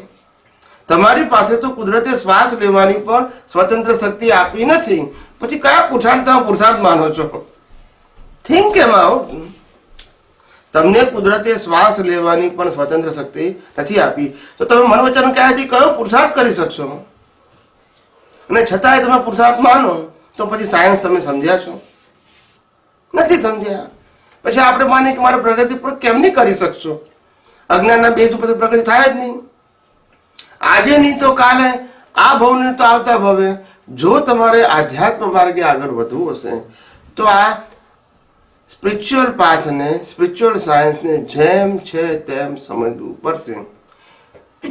સ્પિરિચ્યુઅલ સાયન્સ એટલે કે આધ્યાત્મ વિજ્ઞાન એ કોઈનું ક્રિએશન નથી. એ લો ઓફ નેચર ઉપર ડિપેન્ડ છે. શેના ઉપર છે? એ લો ઓફ પર્સન ઉપર કે લો ઓફ રિલિજન ઉપર ડિપેન્ડ નથી. એ યુનિવર્સલ ટ્રુથ લો છે. પણ તમે આત્મસાત નહીં કરો ત્યાં સુધી તમારો આધ્યાત્મ માર્ગ શરૂ થતો નથી. પણ શુભાશુભ માર્ગ છે. કયો માર્ગ છે? શુભાશુભ માર્ગ છે તમારી પાસે, જે પહેલા હતો. નહીં, એટલોનો મતલબ એવો થયો કે જે ડિસ્ચાર્જ છે એમાં તમારે સતત જ્ઞાતા જસ્તા રહેવું જોઈએ અને એના આપણે જુદા પણ રાખવું પડે, બરાબર? તો એના માટે કોઈ માસ્ટર કી કરે? માસ્ટર કી છે ને. માસ્ટર કી એ છે કે આધ્યાત્મ માર્ગમાં પુરુષાર્થ કોને કહેવાય છે? પેલા ડેફિનેશન સમજો. સ્પિરિચ્યુઅલ પાથમાં જેને મોક્ષે જવું છે એમાં પુરુષાર્થ કોને કહેવાય છે? દેહ અને આત્મા છૂટા રહેવા જોઈએ અથવા છૂટા સમજાવવા જોઈએ, છૂટા અનુભવવા જોઈએ. એને આધ્યાત્મ માર્ગનો પુરુષાર્થ કહેવાય છે. મન વચન કાયા શું કરે છે એને આધ્યાત્મ માર્ગનો પુરુષાર્થ કહેવાતો નથી. પહેલાં હું સારા ભાવ કરું એને આધ્યાત્મ માર્ગનો પુરુષાર્થ કહેવાતો નથી. પુરુષાર્થ ખાલી સેપરેશન છે. અને જ્ઞાનીઓને સેપરેશનનો હાઈ લેવલનો અનુભવ હોય અને કેવળ જ્ઞાનીઓ છૂટા રહે છે. બસ ધેટ્સ ઇટ. પછી એ શું કરે છે? There is no subject. કેવળ જ્ઞાન છે યુદ્ધ કરે. શું કીધું? રાજપાર વિભવ બધું ભોગવે છેલ્લા વર્ષમાં. પણ તેથી શું કેવળ જ્ઞાન અટકી જાય? ના અટકી જાય. કારણ કે સેપરેશન ઇમ્પોર્ટન્ટ શું છે? આપણે એક્શન ઉપર ગયા. પણ કુદરત કહે છે કે ભાઈ તમે પ્રકૃતિ અને પરમાત્માને છૂટા જુઓ તો પ્રકૃતિ માટે તમે જવાબદાર છો જ નહીં.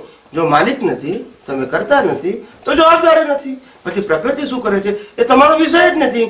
એ તો ગયા અવતારના કર્મનું ફળ છે. એમાં આજે તમે જવાબદાર છો જ નહીં. છૂટા રહો એટલે 100%. પછી આ પ્રકૃતિએ લાખો માણસે મારી નાખ્યા પણ તમે છૂટા રહ્યા તો તમને એક પણ કર્મ નહીં બંધાય. ને ઇતિહાસમાં દાખલા છે હજારો. પ્રશ્ન સાયન્સનો છે, પ્રશ્ન થિયરીનો નથી, પ્રશ્ન શુભાશુભનો નથી. જુદાપણાની વાત કરો છો એ સ્વસત્તા છે કે પરસત્તા છે? એટલે કે કર્મની નિર્જરા થાય એમાં તો કંટ્રોલ હોય જ નહીં કોઈનો. સ્વસત્તા અને પરસત્તાની જે વાત કરીએ છીએ એ સ્વસત્તા અને પરસત્તા બે પ્રકૃતિમાં પરસત્તા છે અને આત્મામાં સ્વસત્તા છે. અને આ બંનેનું વિઝન છે પ્રતિષ્ઠિત આત્માને કે આ પરસત્તા છે અને આ સ્વસત્તા છે. એટલે હું નિરંતર સ્વસત્તામાં રહું અને પરસત્તામાં કદી જ પ્રવેશ ન કરું. એટલે પ્રતિષ્ઠિત આત્મા સ્વસત્તામાં રહે જાગૃતિમાં અને પરસત્તામાં પ્રવેશ ના કરે. પરસત્તામાં પ્રવેશ ના કરવો એટલે કે લેવા દેવા નહીં. પ્રવેશ કર્યો ત્યારથી લેવા દેવા શરૂ થઈ. આ તમે પ્રકૃતિમાં ઊંડા ઉતરો એટલે શું થઈ ગયું? તમે પરસત્તામાં પ્રવેશ્યા કે ના પ્રવેશ્યા? પ્રવેશ્યા કે નહીં? પ્રવેશ્યા કે નહીં? બસ તો પછી સાયન્સમાં પરસત્તામાં પ્રવેશવાની મનાઈ છે. પરસત્તાને પરસત્તામાંનો, પરસત્તાને કુદરતી રચનામાંનો, that is enough for you. પછી પરસત્તામાં પ્રકૃતિ શું કરે છે that is not your subject. એ ફરજિયાત છે. કુદરત જ કરાવડાવે તને. ફરજિયાત એટલે કુદરત જ કરાવડાવે છે. એમાં તમે 100% પ્રિન્સિપલી રિસ્પોન્સિબલ નથી.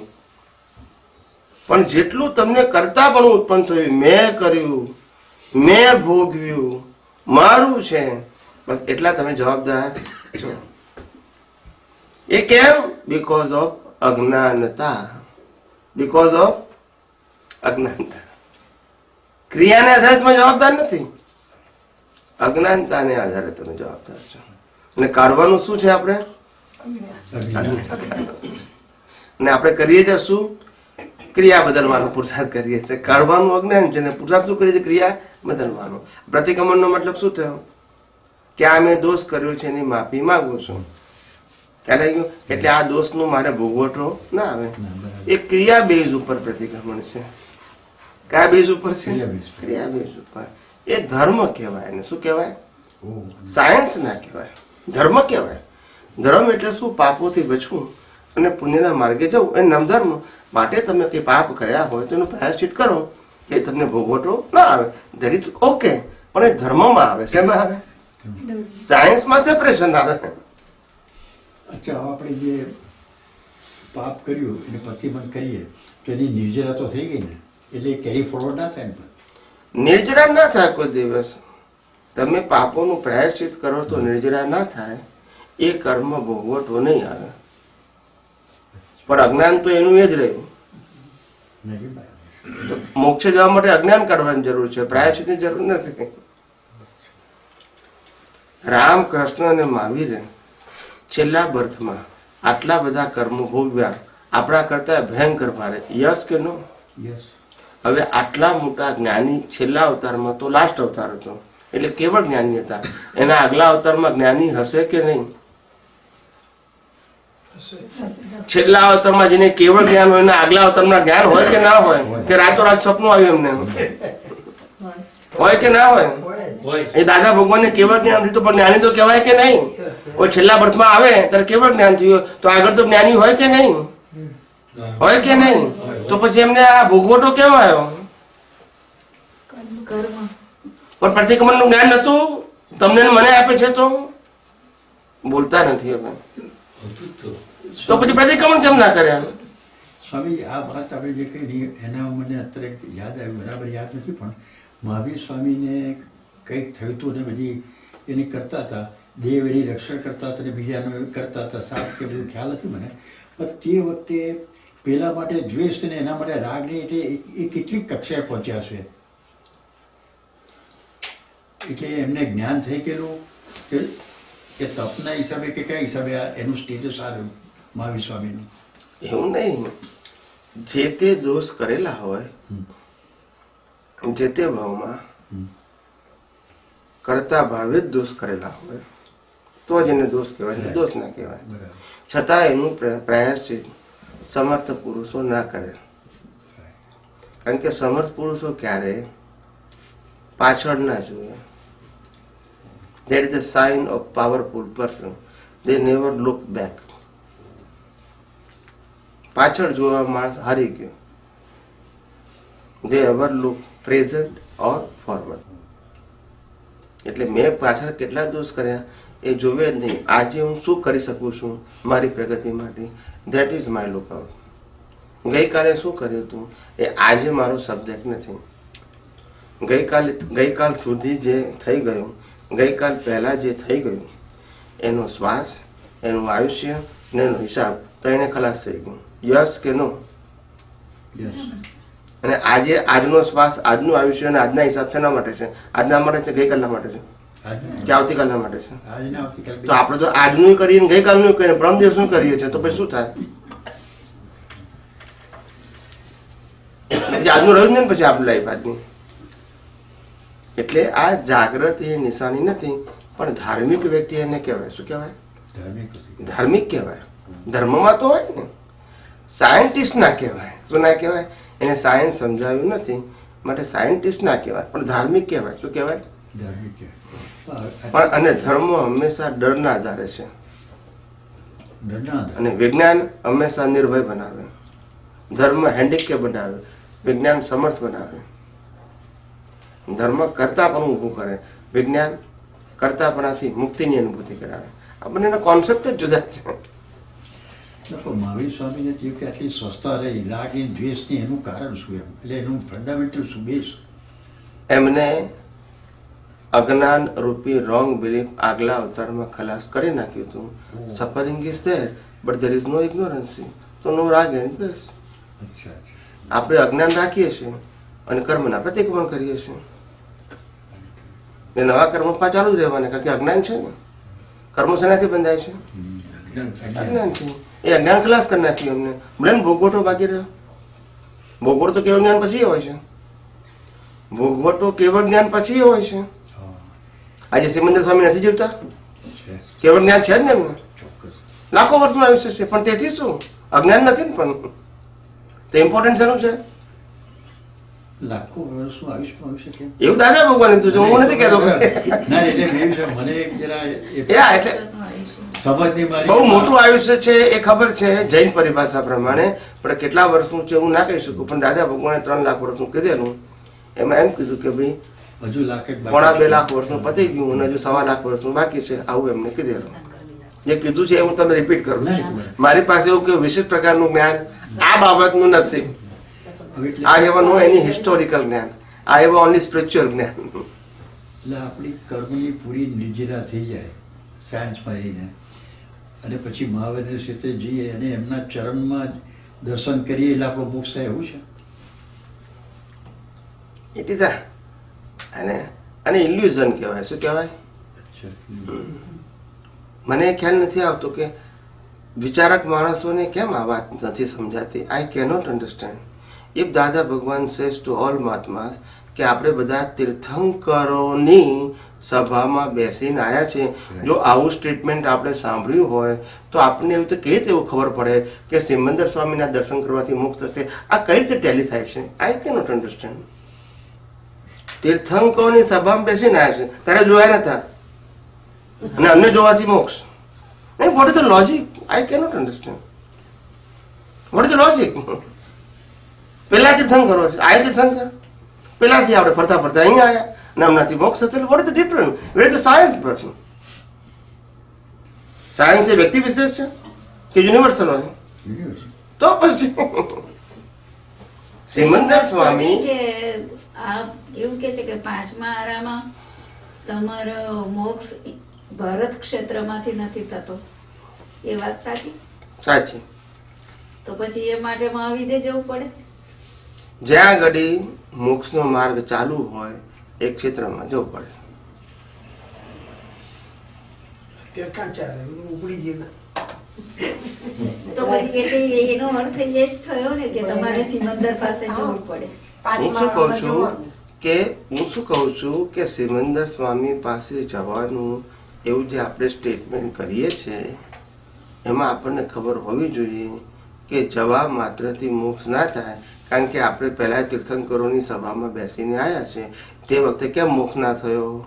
ચોથો વારો હતો અને સિમંદર તીર્થંકરે હતા અને કેવળ જ્ઞાને હતું. તો આપણે ત્યાં જઈએ તો પણ મોક્ષ થાય ના, પણ પહેલા હતા ત્યારે કેમ ના થયું? એનો જવાબ આપો ને પછી હું તમે પેલો જવાબ આપો. કદાચ એવું બને કે તે વખતે જુદા પડવાની જાગૃતિ ના હોય. આપણે શું કીધું? અત્યારે આપણે શું બોલીએ છીએ? મહાવિદ્ય ક્ષેત્ર, તીર્થંકર અને મોક્ષ. તે વખતે આપણે તીર્થંકર હતા, સતયુગ હતો. બરાબર. ખ્યાલ આવી ગયો? અને જ્ઞાન તો એમને આપેલું જ હોય ને, કે નહીં આપ્યું હોય? અને તીર્થંકર જ્ઞાન આપે કે જ્ઞાન આપે? એ તો દેશના આપણે દેશનામાં જ્ઞાન આપે કે જ્ઞાન આપે? જેની પાસે જે હોય તે આપે. એની પાસે જ્ઞાન છે બીજું કશું હોય? અને એમનું જ્ઞાન બી કેવું હોય? વિજ્ઞાન સ્વરૂપ હોય. વ્યવહાર ક્ષેત્રનું જ્ઞાન થોડું હોય. તો ત્યારે ના જેવું કારણ કે ચેક એમાં બેલેન્સ નતું, ચેક પાછો થાય. હે? બેલેન્સ નતું, ચેક પાછો આવે એવું થાય. એટલે બેલેન્સ નતું એવું ગમે તે કહો, એટલે અત્યારે પણ તમારે બેલેન્સ એક્સેપ્ટ કોર્સ ખાલી દર્શન એક્સેપ્ટ નહીં કરવાના. પછી યુ ડોન્ટ ટેલ મી કે I go there and I look to him and I go to the મોક્ષ. આવું સ્ટેટમેન્ટ કરાય નહીં. પણ તમારે બેલેન્સ શબ્દ મૂકવો પડે પાછો. જો બેલેન્સ શબ્દ બોલતા તો હોય પછી એના માટે દરેક શું વસ્તુમાં કરવાનું? તમે સ્ટાન્ડર્ડ બોલો, રેન્ડમ ના બોલો. તો પછી એના માટે શું કરવાનું? હે? એના માટે શું કરવાનું? એટલે આપણે મોક્ષ માર્ગ માટે લાયક અને સહાયક સંજોગોના બીજ નાખવા પડે. First we qualified individually and secondly we create the circumstances of subject to મોક્ષ. પહેલા તમારા મન વચન કાયને ક્વોલિફાઈડ કરો મોક્ષ માર્ગ માટે લાયક, અને બીજું તમારા ભાવ એવા હોવા જોઈએ કે સરાઉન્ડિંગ સર્કમસ્ટાન્સીસ, માતા પિતા, ભાઈ બહેન, પતિ પત્ની, સગાવાલા બધા તમને મોક્ષ માર્ગ માટે સહાયક થાય. પહેલા લાયક થાવ અને સહાયક થાવ. આ બે પ્રકારના ભાવ નાખશો. Nature will transfer you automatically as per your ભાવ, as per quality of your ભાવ. This is not my choice. મેં તમને પહેલાં કીધું અહીંયા જન્મ લેવો, મનુષ્ય ભાવમાં જન્મ લેવો અને પુરુષ તરીકે જન્મ લેવો એ આપણી ચોઈસ નથી. એ પહેલાં પણ મેં તમને કહી દીધું. માટે કંઈ પણ બનશે એ ચોઈસ પ્રમાણે નહીં બને, તમારા ભાવ પ્રમાણે બનશે. એટલે ઇમ્પોર્ટન્ટ શું છે? ભાવ. તમારે શું થવું છે એવા તમારા ભાવ હોવા જોઈએ. આપણા ભાવ જ નથી, રિઝલ્ટ કેમનું આવવાનું? મારે મહાવિદ્ય ક્ષેત્રમાં શું છે? મોક્ષનો ભાવ છે. સિમંદર સ્વામીને મળવું છે, મોક્ષનો ભાવ છે. It's require the quality with your intention. It is not require mechanical ભાવ.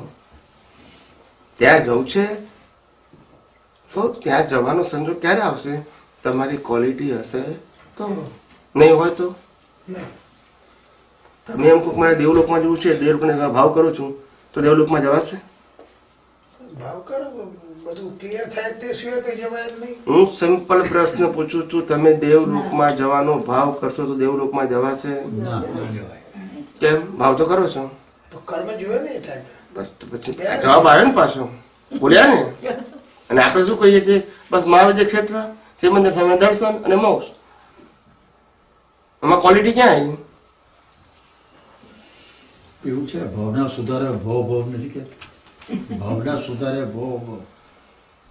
દાદાજીએ પુસ્તક લખ્યું છે. એ તો કીધું ભાવ એવો ભાવ. સવારે એટલે આપણી પાસે ભાવ જે છે એ ભાવની ક્વોલિટી ક્યાં છે? આજે આપણે કંઈ પણ કરીએ તો પહેલી વસ્તુ એ કે આપણો પુરુષાર્થ કયા બેઝ ઉપર છે? આપણો પુરુષાર્થ મુક્તિના બેઝ ઉપર છે? આપણો પુરુષાર્થ ભીખના બેઝ ઉપર છે? આપનો પુરુષાર્થ ભયના બેઝ ઉપર છે? કયા બેઝ ઉપર છે? વિચારજો તમારી જાતે. તમારો વિચાર તમે ફ્રીડમ ફીલ કરો છો એના બેઝ ઉપર છે? કોઈ ભયથી તમે પુરુષાર્થ કરો છો? કોઈ અપેક્ષાથી તમે પુરુષાર્થ, અપેક્ષા એટલે ભીખથી કરો છો, ભયથી કરો છો, કે તમે તમે તમારી જાતે સેપરેશન ફીલ કરવા માટે, નિર્ભયતાના અનુભવ કરવા માટે તમે કરો છો. શેના માટે કરો છો એ તો વિચારો. આપણો જ્યારે બેઝ જ એના ઉપર રોંગ છે તો શું થાય પછી? આપણે કોઈ ભયથી કરીએ છીએ, અપેક્ષાથી કરીએ છીએ ના. એટલે મેં પહેલા કીધું, જ્યારે પણ હું શુદ્ધાત્મા છું એવું લક્ષમાં રાખો છો, બોલો છો, જુઓ છો, ત્યારે આ 3 વસ્તુ હોવી જોઈએ. હું ચેતન છું, હું અવિનાશી છું, હું તમામ પ્રકારની અનંત શક્તિ વાળો છું. આવું બોલ્યો કે ના બોલ્યો? બોલો. પછી ભીખ રહ્યો, પછી હું અવિનાશી છું તો ભય રહ્યો? બોલતા નથી. કોઈ અપેક્ષા રહી? That's it. આટલું સીધું સાદું બાળક જેવું શીખવાડું છું તોય પાછા ભૂલી જાવ છો. સીધું સાદું શીખવાડું છું. કેવું? કશું ગોળ ગોળ આવતું નથી. કેટલા અવતાર કાઢ્યા સાહેબ આ ડ્રીમમાં. ડ્રીમ ખ્યાલ આવે છે ને, સ્વપ્ન. કેટલા અવતાર કાઢ્યા. એક અવતાર તો આ સાચા મુક્તિના માર્ગને સમજવામાં કાઢો કે સાચો મુક્તિનો માર્ગ ક્રિયા છે કે સાયન્સ છે, યુનિવર્સલ ટ્રુથ છે કે રિલેટિવ ટ્રુથ છે. યુનિવર્સલ. તો ભાઈ યુનિવર્સલ ટ્રુથ હોય તો આપણી એક પણ વાતો, એક પણ સમજણ, એક પણ દ્રષ્ટિ રિલેટિવ ટ્રુથ ઉપર હોવી જોઈએ નહીં. ઉદય ભલે રિલેટિવ ટ્રુથ હોય પણ વિઝન હોવું જોઈએ નહીં. વિઝન એ જ તો આપણો પુરુષાર્થ છે. વિઝન એ જ આપણો પુરુષાર્થ છે. તો બધી ક્રિયાઓ નહીં કરવાની. આપણે બધી ક્રિયા કરીએ છીએ એ નહીં કરવાની. ક્રિયા જે કરતા હોય એઝ ઇટ ઇઝ કરવાની. એમાં તમારી પાસે કરવું ના કરવું એ કુદરતે ચોઈસ આપી નથી. એટલે પ્રશ્ન કરવાનો ના કરવાનો નથી. કુદરત કે જે તું ક્રિયા કરું છું એ મારી સત્તાથી કરે છે માટે તારો પુરુષાર્થ નથી, અને તું પુરુષાર્થ માને છે તારો અજ્ઞાનતા છે. એનું ફળ પાછું નેક્સ્ટ બર્થમાં તને આપે. મોક્ષ તો આપીશ જ નહીં. બસ. તો એ કેવું છે કે વ્યવસ્થિતની આજ્ઞા જે સમજે ને મોક્ષ થઈ જાય તો એમાં બધી આવી જાય છે. વ્યવસ્થિત સમજો તો કામ થઈ જાય ને સાહેબ. વ્યવસ્થિત સમજવું એટલે દાદા ભગવાને પોતાના માટે એવું કીધું કે મને 10 લાખ વર્ષ થયા. હવે આપણે 10 વર્ષમાં સમજી ગયા હોય તો દાદા કરતા આપણે બહુ પાવરફુલ છે, સમજી લેવાનું. કઈ સમજવાની ચાવી આપો. નહીં, હું જે વાત કરી છે બિલકુલ બેઝ ઉપર, રેન્ડમ નહીં કરું. ના તો ભાઈ એ આજ્ઞા એ કહેતા હતા, દાદા ભગવાનનું વાક્ય કહું છું, કદાચ તમે સાંભળ્યું કે વાંચ્યું હશે, અમે તો પ્રત્યક્ષ સાંભળ્યું છે. દાદા ભગવાન કહેતા હતા અમે ઋષભદેવ ભગવાન વખતે હતા. શું કીધું? અને ઋષભદેવ ભગવાન વખતે હતા ત્યારે અમને શંકા ગયેલી કે આ અમને બધાને દીક્ષા આપવાની વાત કરે છે, અને પેલા ભરતને ચક્રવર્તી પણ ભોગવતા રાતપાળ ભોગવતા લડાઈઓ લડતા પણ એને મોક્ષ નહીં થાય, મોક્ષ જશે નહીં એવું કહેશે. તો એ કયું જ્ઞાન છે કે લડાઈઓ લડતા રાતપાળ ભોગવતા મોક્ષે જવાય? એ અમારી આટલા વર્ષોની શોધખોળ આ અવતારમાં ખુલ્લી થઈ. શોધખોળ ખ્યાલ આવ્યો? હવે એ વખતના જમાનાના સાયન્ટિસ્ટ શોધખોળ કરી હતી તે આ અવતારમાં ખુલ્લી થઈ ને આપણે માની લઈએ સમજી ગયા આપણે. એટલે મારો પ્રશ્ન એ છે સ્વામીજી કે વ્યવસ્થિત આજ્ઞા સમજવાની માસ્ટર કી આપો અમને. એટલે સાયન્સ સમજવાનું. પહેલા કીધું કે આ કુદરતી રચના સમજ્યા, વ્યવસ્થિત. અને કુદરતી રચનામાં 3 વસ્તુ આવે: કુદરત, કુદરતી કાનૂન અને કુદરતી રચના. આત્મામાં 3 વસ્તુ આવે: ચેતન, અવિનાશી, અનંત શક્તિ વાળો. વ્યવસ્થિતમાં અથવા કુદરતી રચનામાં 3 શબ્દો આવે: કુદરત, કુદરતી કાનૂન અને કુદરતી રચના. કુદરત એટલે 6 તત્વોનો સરવાળો. કુદરતી કાનૂન એટલે universal truth law, applicable for all, either they believe it or not. અને કુદરતી રચના એટલે મન વચન કાયની અવસ્થા માત્ર જીવ માત્રની કુદરતી રચના છે. આ 3 વસ્તુ પરફેક્ટ સમજાય તો વ્યવસ્થિત સમજી ગયા. આ 3 વસ્તુ વ્યવસ્થિત સમજાવવું જોઈએ, પછી એપ્લાય થાય અને પછી એક્સપિરિયન્સ થાય. પણ આજ ના સમજ્યું તો પછી એપ્લાય નહીં, પછી એક્સપિરિયન્સ નહીં.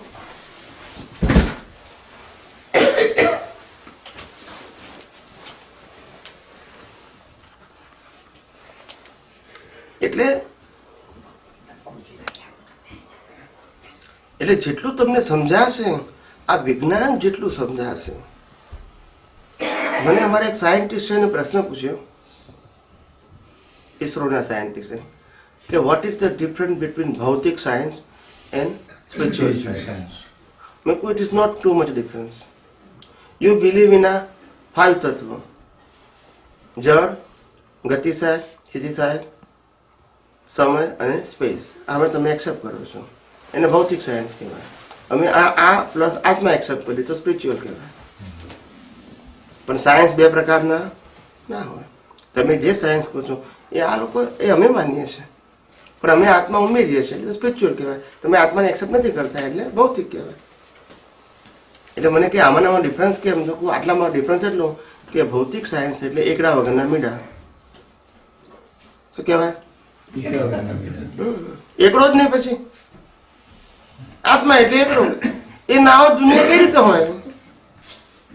અને તમે આઈન્સ્ટાઈનનું હમણાં સ્ટેટમેન્ટ તમે વાંચ્યું હશે, તમને બધાને મળ્યું હશે ગ્રુપમાં. આઈન્સ્ટાઈનનું સ્ટેટમેન્ટ તમે બધાએ વાંચ્યું હતું? ખ્યાલ નથી મને. આઈન્સ્ટાઈન પોતે પોતાની છેલ્લી અવસ્થામાં એને એવોર્ડ આપવામાં આવે છે. રિટાયર થઈ ગયો છે માણસ. રિટાયર થતા નહીં તો લોકો એવોર્ડ આપતા હોય છે મોટા મોટો.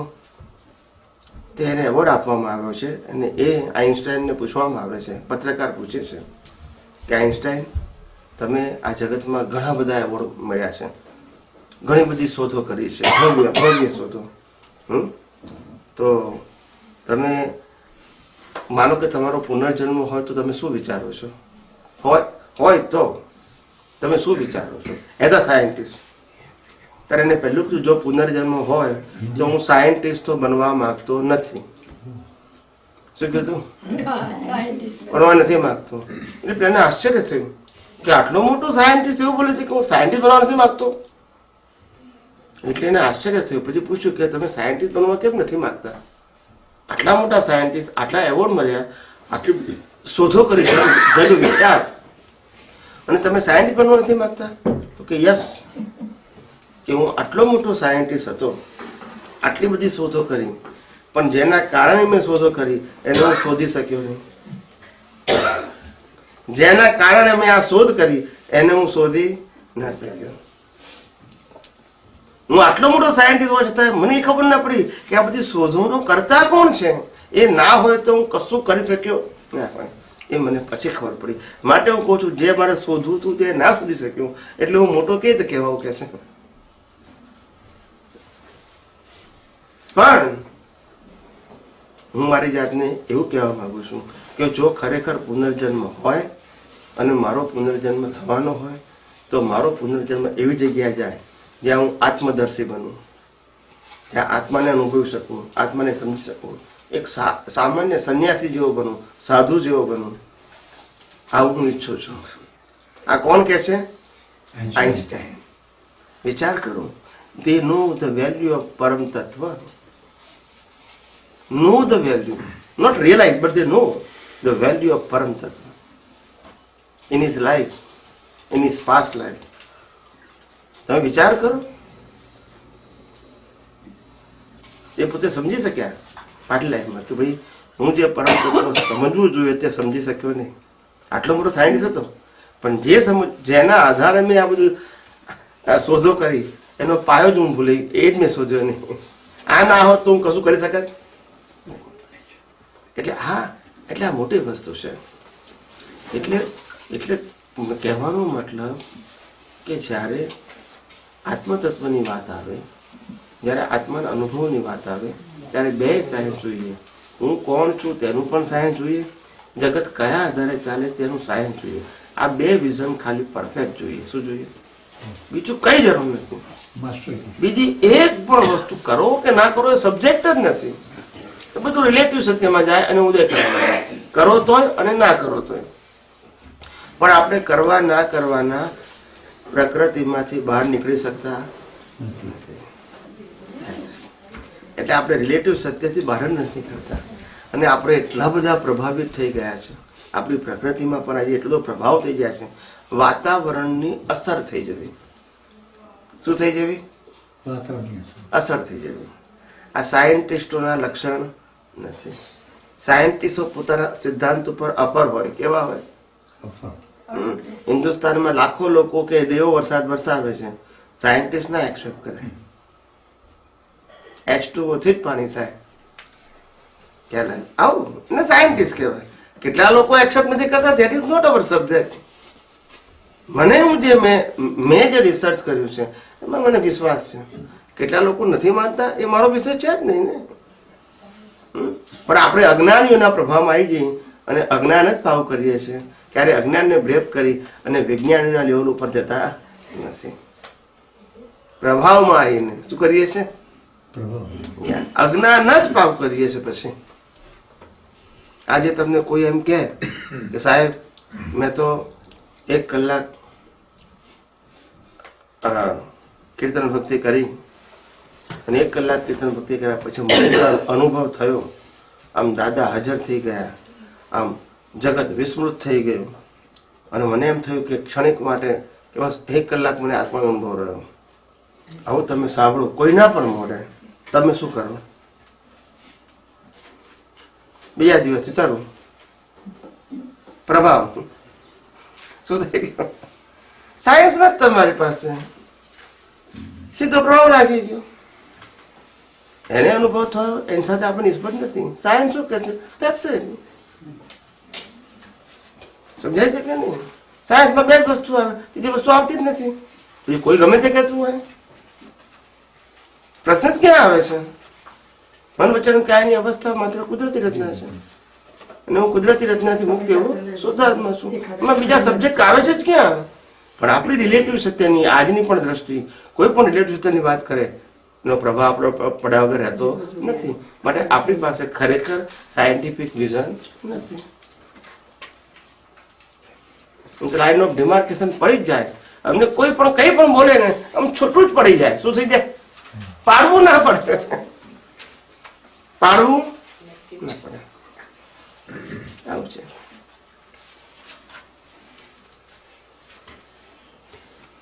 બધું જાણીએ છીએ, સમજીએ છીએ, પણ આ એપ્લિકેશન નથી કરે છે કોણ? સમજે તો કામે એટલે કામી પણ એપ્લિકેશન નથી. એપ્લિકેશન નથી આવતું એનું કારણ એક છે ને, કહું છું કે આપણે સમજ્યા જ નથી. આપણે સમજ્યા નથી તે જ સમજ્યા છે એટલે આપણે આશ્ચર્યમાં નથી ઉઠશે એટલે કર્મની નિર્જરામાં કે કેવું કઈ બાકી હોઈ શકે. આપણે સમજ્યા જ નથી. જે સમજ્યા છો અત્યારે, જે સમજ્યા છો એ બધું શાબ્દિક છે, સાયન્ટિફિક નથી. મેં પહેલાય તમને આગળ કીધું કે તમે સમજ્યા છો એ ખોટું નથી, પણ શાબ્દિક છે, સાયન્ટિફિક નથી. મેં પહેલાય તમને વાત કરી કે હું શુદ્ધાત્મા બોલું છું એ પણ શાબ્દિક છે, સાયન્ટિફિક નથી. હું વ્યવસ્થિત બોલું છું એ પણ શાબ્દિક છે, સાયન્ટિફિક નથી. આ કહેવા માંગુ છું. Knowledge is correct, but your vision is not scientific. So it is not work as a science, it is work as a knowledge. નહીં, વાત સાચી. It is work as a knowledge. એટલે આપણું વિઝન સાયન્ટિફિક બનાવવું પડશે. Theoretical નહીં ચાલે. સિદ્ધાંત મૂકી દો. સિદ્ધાંત મૂકો. કોઈ પણ વાતને સમજવા માટે પ્રિન્સિપલ મૂકો. સિદ્ધાંત શું કહે છે? I follow the principle, not view point. કોઈનો શું વ્યૂ પોઈન્ટ છે? Forget it. એને મારે સાચો કહેવો નથી, ખોટો કહેવો નથી. પણ લો ઓફ નેચર શું કહે છે? I have to follow and I have to realise. That's it. હમણાં નહીં. સમજાય છે? આપણી પાસે વિઝન સાયન્ટિફિક નથી. મેં આજે સવારે આ જ બધી વાતો ફોર્મલી સ્ટેપ બાય સ્ટેપ અને બેઝિક કીધેલું. એટલી સ્ટ્રોંગ કીધેલી. યસ કે નો? પોણા 3 કલાક થઈ તું ઊભું ના થયું. મેં કીધું હવે ટાઈમ થઈ ગયો. એટલે કહેવાનો મતલબ કે સાયન્સ સમજવું ને બહુ જ ઇમ્પોર્ટન્ટ છે, બહુ જ ઇમ્પોર્ટન્ટ છે. ને આજે પહેલાં પેલું એ સમજાયું હતું કે આને મશીન સમજતા શીખો. મશીન જ છે. આને મશીન નહીં સમજો, આને જડ નહીં સમજો, આને મિકનકે નહીં સમજો તો આ ચેતન સમજાશે નહીં. ભલે હું ચેતન છું માનશો પણ નહીં સમજાય. અને જડ સમજતા જો આ ચેતન કે સમજાશે? જડ ને ચેતનના જ્ઞાન હોવાથી ચેતન ના સમજાય. અને તમારે સમજવું પડશે કે આ મશીન જ છે. અને જે મેં સ્ટેપ બાય સ્ટેપ બધું સમજાવ્યું એ તમારા વિઝનમાં હોવું જોઈએ. બોલવાની જરૂર નથી. તારે તમને ખબર છે કે ખરેખર મશીન છે. Not only the word but really speaking this is a machine. અને એ મશીન કઈ રીતે છે એનું આખું વિઝન મારી પાસે છે. So with this vision I tell this is actually machine. Not કોઈએ મશીન કીધું છે એટલે હું મશીન કહું છું, મિકેનિકલ નહીં, with my own understanding. Machine ને નિશ્ચેતન ચેતન બી કહેવાય. નિશ્ચેતન ચેતન કહેવાય, મળદું કહેવાય, જે પોતે હોય. મિકેનિકલ ચેતન કહેવાય, એને કર્મની નિર્જરા કહેવાય. કર્મની નિર્જરા કહેવાય ને. નિર્જરા જ છે બધું, ડિસ્ચાર્જ જ છે બધું. આપણે એ એટલું જો મશીનનું ખબર પડીએ તો જુદાપણાની જાગૃતિ કુદરતી રહી જાય ને. એટલે તો હું તમને કહું છું, સાયન્સ સમજાય તો બધું એમ તો હું તમને કહું છું, નથી સમજાય તારે તો તકલીફ છે. એ જ માસ્ટર કી છે. તો આ મશીન સમજાય તો અહીંયા સમજાશે ને કે હું આ જળ સમજાય તો આ ચેતન સમજાશે ને. હજુ આ જળ છે એ જ નથી સમજાતું, ખ્યાલ આવ્યો? તો ચેતન કઈ રીતે સમજાશે? જળ ને ચેતનનું તમે ટાઇટલ જાણો છો, ઇટ ઇઝ કરેક્ટ, પણ જળ અને ચેતનનું આઈડેન્ટિફિકેશન હોવું જોઈએ એ તમારી પાસે નથી. આ જે ચેતનની અંદર કોઈ ક્રિયા કરવાનો સ્વભાવ નથી, ચેતનમાં કોઈ પરેન્દ્રિય જ્ઞાન નથી, ચેતનમાં પુરુષાર્થ કરવાનો સ્વભાવ નથી, ચેતનમાં બધા જ પ્રકારની ઇનફાઇનાઇટ શક્તિ છે, ચેતનને કશું એચીવ કરવાનું નથી. આ બધી વસ્તુ આપણે વિઝનમાં એક ટાઈમ હોવી જોઈએ. ચેતન એટલે પ્રકાશ, એની પાસે નોલેજ ના હોય. ચેતનનો સ્વભાવ આ દુનિયાનો જ્ઞાતા દ્રષ્ટા નથી, એ દુનિયાનો પ્રકાશક છે, જ્ઞાતા દ્રષ્ટા નથી. આ બધું ખબર પડવી જોઈએ આપણને.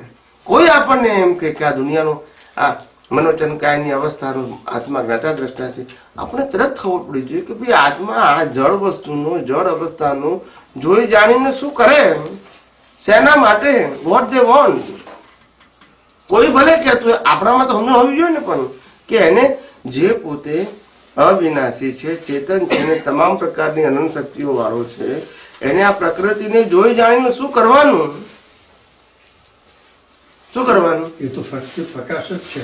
આપણે તો અત્યાર સુધી આ જ ગોખ્યું છે ને કે મન વચન કાયાનો આત્મા જ્ઞાતા દ્રષ્ટા છે. એમ જ તો ગોખ્યું છે, વાંચ્યું છે ને આવડ્યું છે અને એ જ પાકું કર્યું છે. પછી નીકળે કેમનું જલ્દી? જો આત્મા જ પ્રકૃતિનો જ્ઞાતા દ્રષ્ટા હોય તો પછી પ્રતિક્રમણ કોને કરવું પડે? પ્રકૃતિની ભૂલનું પ્રતિક્રમણ કોને કરવું પડે? આત્મા જો પ્રકૃતિનો જ્ઞાતા દ્રષ્ટા હોય તો આત્મા પ્રકૃતિની ભૂલનું પ્રતિક્રમણ કોને કરવું પડે? આત્માને. તો આત્માને કરવાનું હોય. કોઈ જગ્યાએ લોજિક બેસે છે, પણ આ તો અલ્લાહ કી કોની, જે વાંચ્યું, જે સાંભળ્યું, મિકેનિકલ ફોલો, સાયન્સ વિચારવાનું જ નહીં. પછી શું થાય સાહેબ?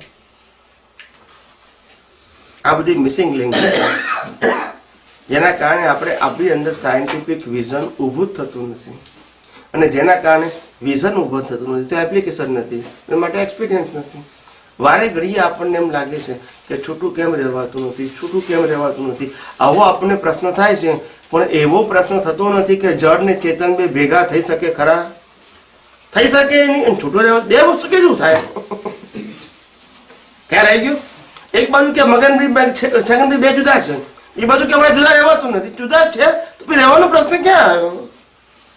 છે તો પછી પણ છે છતાં નથી દેખાતું, because of there is some misunderstanding or ignorance.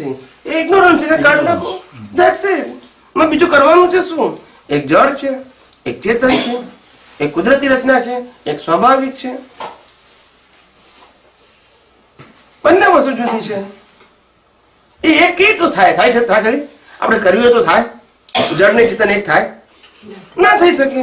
જુદા હતા, જુદા છે, જુદા રહેવાના છે. ફક્ત મારે જોવામાં કચાશ એટલા માટે છે કે હજુ મને પરફેક્શન સાયન્ટિફિકલી વિઝન મને પ્રાપ્ત થયું નથી, જેથી હું એક્ઝેક્ટલી જુદા હોવા છતાં જુદા જોઈ શકતો નથી. બાકી ભેગા તો છે જ નહીં. તો પછી મારે જુદા કરવાના નથી, જુદા છે, એને જુદા જોવા માટે વિઝનની જરૂર છે. જુદા કરવાના નથી, છે જ. જડ ને ચેતન સ્વભાવે જુદા છે, પરને પોતાના ગુણો એ ભિન્ન છે. શું કીધું? સમજાય છે ને? મન વચન કાયાની અવસ્થા માત્ર કુદરતી રચના છે. જ્ઞાની પુરુષ કહે છે ને, પ્રકૃતિનો એક પણ ગુણ મારામાં નથી, મારો એક પણ ગુણ પ્રકૃતિમાં નથી. ગુણે કરી બંને સર્વથા ભિન્ન છીએ. સામીપ્ય ભાવને લઈને ભ્રાંતિ ઉત્પન્ન થાય છે, સામીપ્ય ભાવને, પણ તેથી ભેગા થતા ભ્રાંતિ ઉત્પન્ન થાય છે. જે જ્ઞાની પુરુષના જ્ઞાન થકી નાશ થાય છે. ભ્રાંતિ તોડવાની છે. છૂટા તો છે જ, છૂટા પાડવાના ક્યાં છે? ખાલી ભ્રાંતિ કાઢવાની છે. એ ભ્રાંતિ કાઢવાની તો વાત કરું છું. ભ્રાંતિ એટલે અજ્ઞાન, ભ્રાંતિ એટલે રોંગ બિલીફ. એમાં છૂટા પાડવાના ક્યાં છે? જ છૂટા. ખાલી ભ્રાંતિ કાઢવાની છે. શું છે? બીજું શું? તમે વિચાર કરો કે આખો આ સંસાર, આપણે જન્મથી મોત સુધી આપણો જે સંસાર ચાલે છે એ માત્ર ભ્રાંતિથી ચાલે છે. શેના જ ચાલે છે? ભ્રાંતિથી.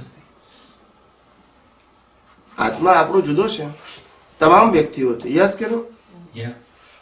છતાંય દેહની અંદર એક દેહને બીજા દેહ માટે તન્મયાતકારપણું છે, મારાપણું છે, માલિકીપણું છે, ભ્રાંતિ છે. એ શું છે? ત્યારે કુદરત કહે છે આ ભ્રાંતિની જરૂર નથી, હિસાબ છે એમ જાણતું, મોહ કરવા જેવું નથી. હિસાબ છે. શું છે? ફરજિયાત છે. ફરજિયાત છે. પણ તેથી દેહ પ્રત્યે માલિકી કરવા જેવી નથી. ભ્રાંતિ છે. શું છે?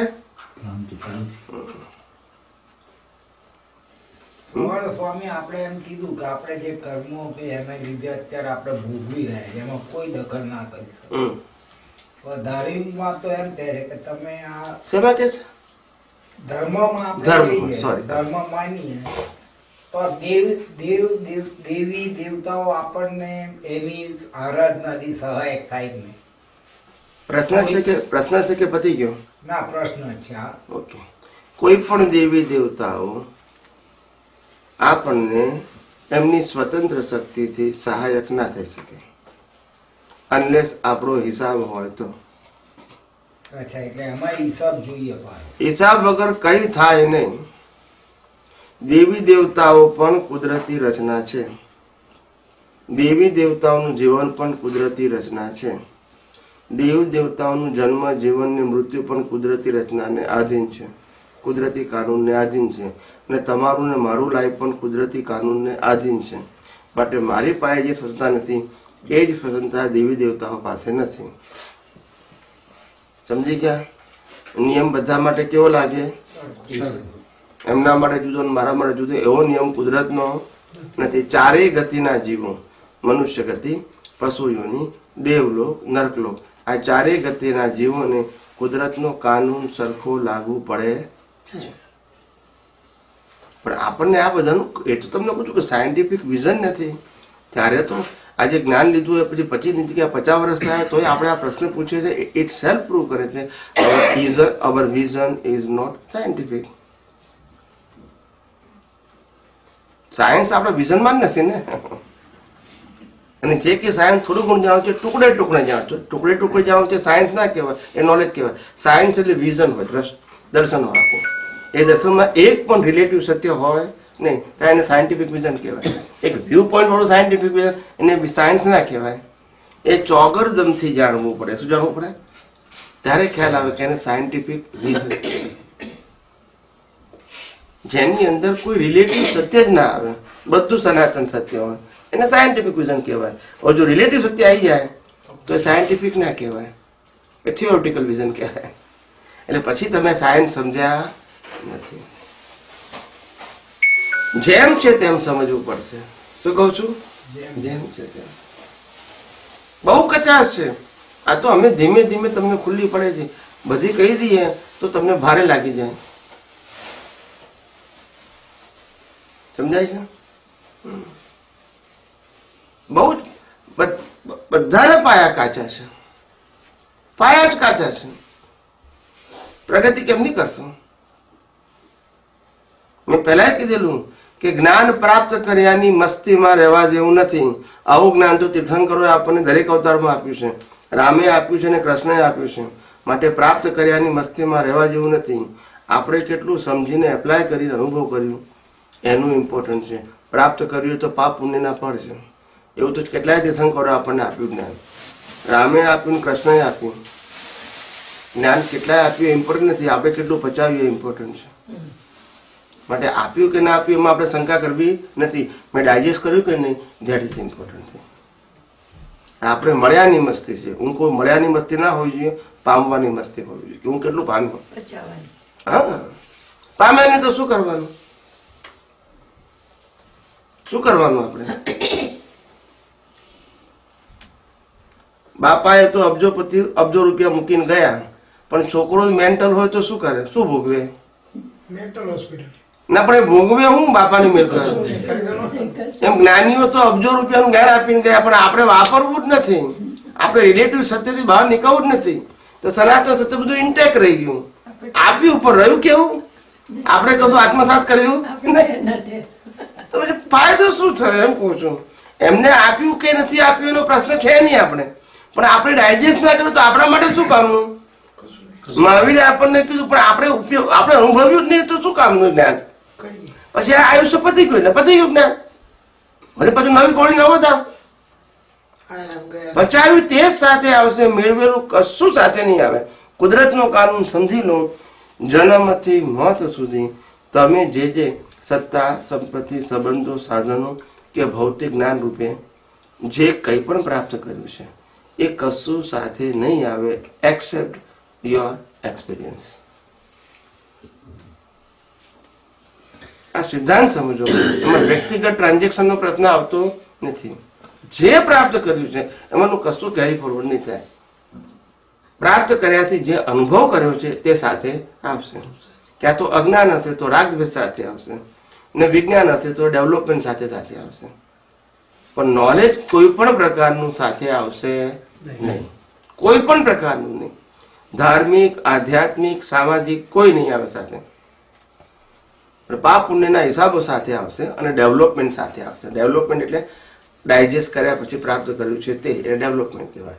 ડેવલપમેન્ટ કેરી ફોરવર્ડ થાય બર્થ ટુ બર્થ. કોઈ પણ પ્રકારનું નોલેજ કેરી ફોરવર્ડ થાય નહીં. આપણે જેટલું ડેવલપમેન્ટ લઈને આવ્યા હોય એટલું જ આ જન્મમાં સમજાશે કે એક્સ્ટ્રા?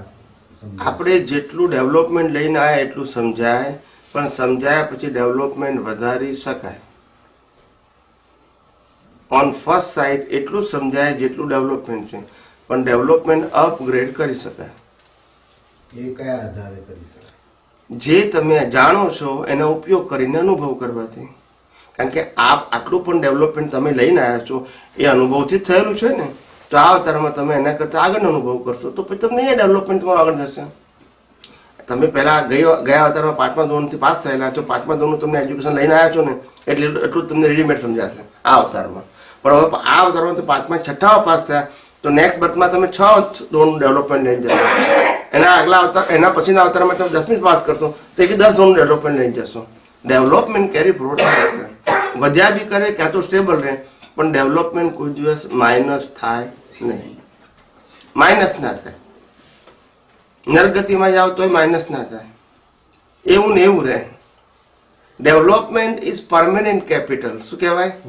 એ કેપિટલ છે, એ કન્ઝમ્પશન નથી. એ કન્ઝ્યુમ થાય નહીં. એ કેપિટલ છે. કેપિટલ કેરી ફોરવર્ડ થાય. પ્રોફિટ એન્ડ લોસ કન્ઝ્યુમ થઈ જાય. આ કેપિટલ ઉપયોગ કરીએ ત્યારે એ ઉદય કર્મના આધારે થાય કે આપણી પોતાની સૃષ્ટિ? સ્વતંત્ર પુરુષાર્થ છે આપણો. ઉદય કર્મ હોય તો પછી પુરુષાર્થનું મહત્વ જ નહીં. પછી પુરુષાર્થને ઉદય કર્મ કહો તો પછી પુરુષાર્થ શબ્દ રહ્યો જ નહીં. પછી પુરુષાર્થ એટલે સ્વતંત્રતા અને પરિણામ એટલે પરતંત્રતા. પુરુષાર્થ શબ્દ બોલો એટલે ખાસ ખ્યાલ આવવો જોઈએ, ધીસ ઇઝ માય ફ્રીડમ. પરિણામ બોલો એટલે this is my not freedom. બંને વચ્ચે લાઈન ઓફ ડિમાર્કેશન છે. શું છે? સાયન્સમાં કશું ગોળ ગોળ ના હોય. શું ના હોય? હોય જ નહીં. બહુ જ એટલે મેં તમને કીધું બહુ જ કચાશ છે. બહુ જ કચાશ છે. તમારી છે એવું નથી કહેતો. જેને 50 વર્ષ થઈ ગયા જ્ઞાન લીધે એની પણ વાત આ સેમ જ સ્ટોરી છે. એટલે not I am talking about the individual you, I am talking about the mass of people. દેવા જ્ઞાન or not, or they were Gnan taken before 25, 30, 40, 50 years. still the same situation because there were no scientific vision. પ્રશ્ન વિઝનનો છે, પ્રશ્ન આપનારનો નથી. આપનારે જ્ઞાન આપ્યું છે એમાં એમની કચાશ નથી. આપણી દ્રષ્ટિ કાચી છે તો એ શું કરે? સમજાય છે? બહુ જ એટલે આ એટલી બધી ઊંચી વસ્તુ છે. જેમ જેમ તમને સમજાય એટલે જ મેં કીધું કે આપણે આ વિજ્ઞાનનો પરિચય નથી કેળવ્યો. શું નથી કેળવ્યો? નથી કેળવ્યો. આપણે રિચ્યુઅલ્સનો પરિચય તરત કેળવી લીધો. કેવો કરી નાખ્યો? પણ સાયન્સનો પરિચય નથી કેળવ્યો. બધી આપતવાણીઓ જુઓ, એમાં તમારો પ્રશ્ન જુઓ, 3 પ્રકારના: સામાજિક, ધાર્મિક. સામાજિક પ્રશ્નો હોય, ધાર્મિક પ્રશ્નો હોય, અથવા તો સત્સાધનને કઈ રીતે ઉપયોગ કરવો આને લગતા પ્રશ્નો પૂછ્યા. સામાજિક, ધાર્મિક અને સત્સાધન કઈ રીતે મારે ઉપયોગ કરવો, કઈ રીતે મારે સત્સાધન કરવા, બસ આ જ પ્રશ્ન પૂછ્યો. ત્રિમંત્ર કેમ બોલવા, ચરણ વિધિ કેમ બોલવી, નમસ્કાર વિધિ કેમ બોલવી, સામાયિક કેમ કરવું, પ્રતિક્રમણ કેમ કરવું, કીર્તન ભક્તિ કેમ કરવી, આરતી કેમ કરવી, આ જ પ્રશ્ન પૂછ્યા. અને કેટલાક સામાજિક પૂછ્યા અને કેટલાક ધાર્મિક પૂછ્યા. કોઈ આધ્યાત્મિક પ્રશ્ન પૂછ્યા છે કે? સાયન્સને લગતા પ્રશ્ન પૂછવાનો પર્સન્ટેજ 1% નથી, આઉટ ઓફ 100. સમજાય છે? એટલે જેમ જેમ સમજાશે એમ તમારું કામ થશે, પણ સમજ કરવું પડશે. આ બીજો કોઈ રસ્તો નથી. આપણી દ્રષ્ટિને આપણે જ કરેક્ટ કરવી પડશે. સમજાય છે સાહેબ? પાકું સમજાયું કે કાચું? તમને સમજાયું કે નહીં? આપણે ટાઈમ થઈ ગયો છે. ચલો પ્રાર્થના કરી લઈએ. હે અંતર્યામી પરમાત્મા, આપ દરેક જીવ માત્રમાં બિરાજમાન છો, તેમજ મારામાં પણ બિરાજેલા છો. આપનું સ્વરૂપ તે જ મારું સ્વરૂપ છે. મારું સ્વરૂપ શુદ્ધાત્મા છે. હે શુદ્ધાત્મા ભગવાન, હું આપને અભેદ ભાવે અત્યંત ભક્તિપૂર્વક નમસ્કાર કરું છું. અજ્ઞાનતાએ કરીને, અજાગૃતિએ કરીને મારાથી જે કંઈ પણ દોષો થયા છે અને થાય છે તે સર્વ દોષોને આપની સમક્ષ જાહેર કરું છું. તેનો હૃદયપૂર્વક ખૂબ પસ્તાવો કરું છું અને આપની પાસે ક્ષમા પ્રાર્થું છું. હે પ્રભુ, મને ક્ષમા કરો, ક્ષમા કરો, ક્ષમા કરો. અને ફરીથી આવા દોષો ક્યારે પણ ન કરું એવી આપ મને શક્તિ આપો. હે શુદ્ધાત્મા ભગવાન, આપ એવી કૃપા કરો કે અમને ભેદભાવ છૂટી જાય અને અભેદ સ્વરૂપ પ્રાપ્ત થાય. અમે તમારામાં અભેદ સ્વરૂપે તન્મયાકાર રહીએ. જય સચ્ચિદાનંદ, જય સચ્ચિદાનંદ, જય સચ્ચિદાનંદ.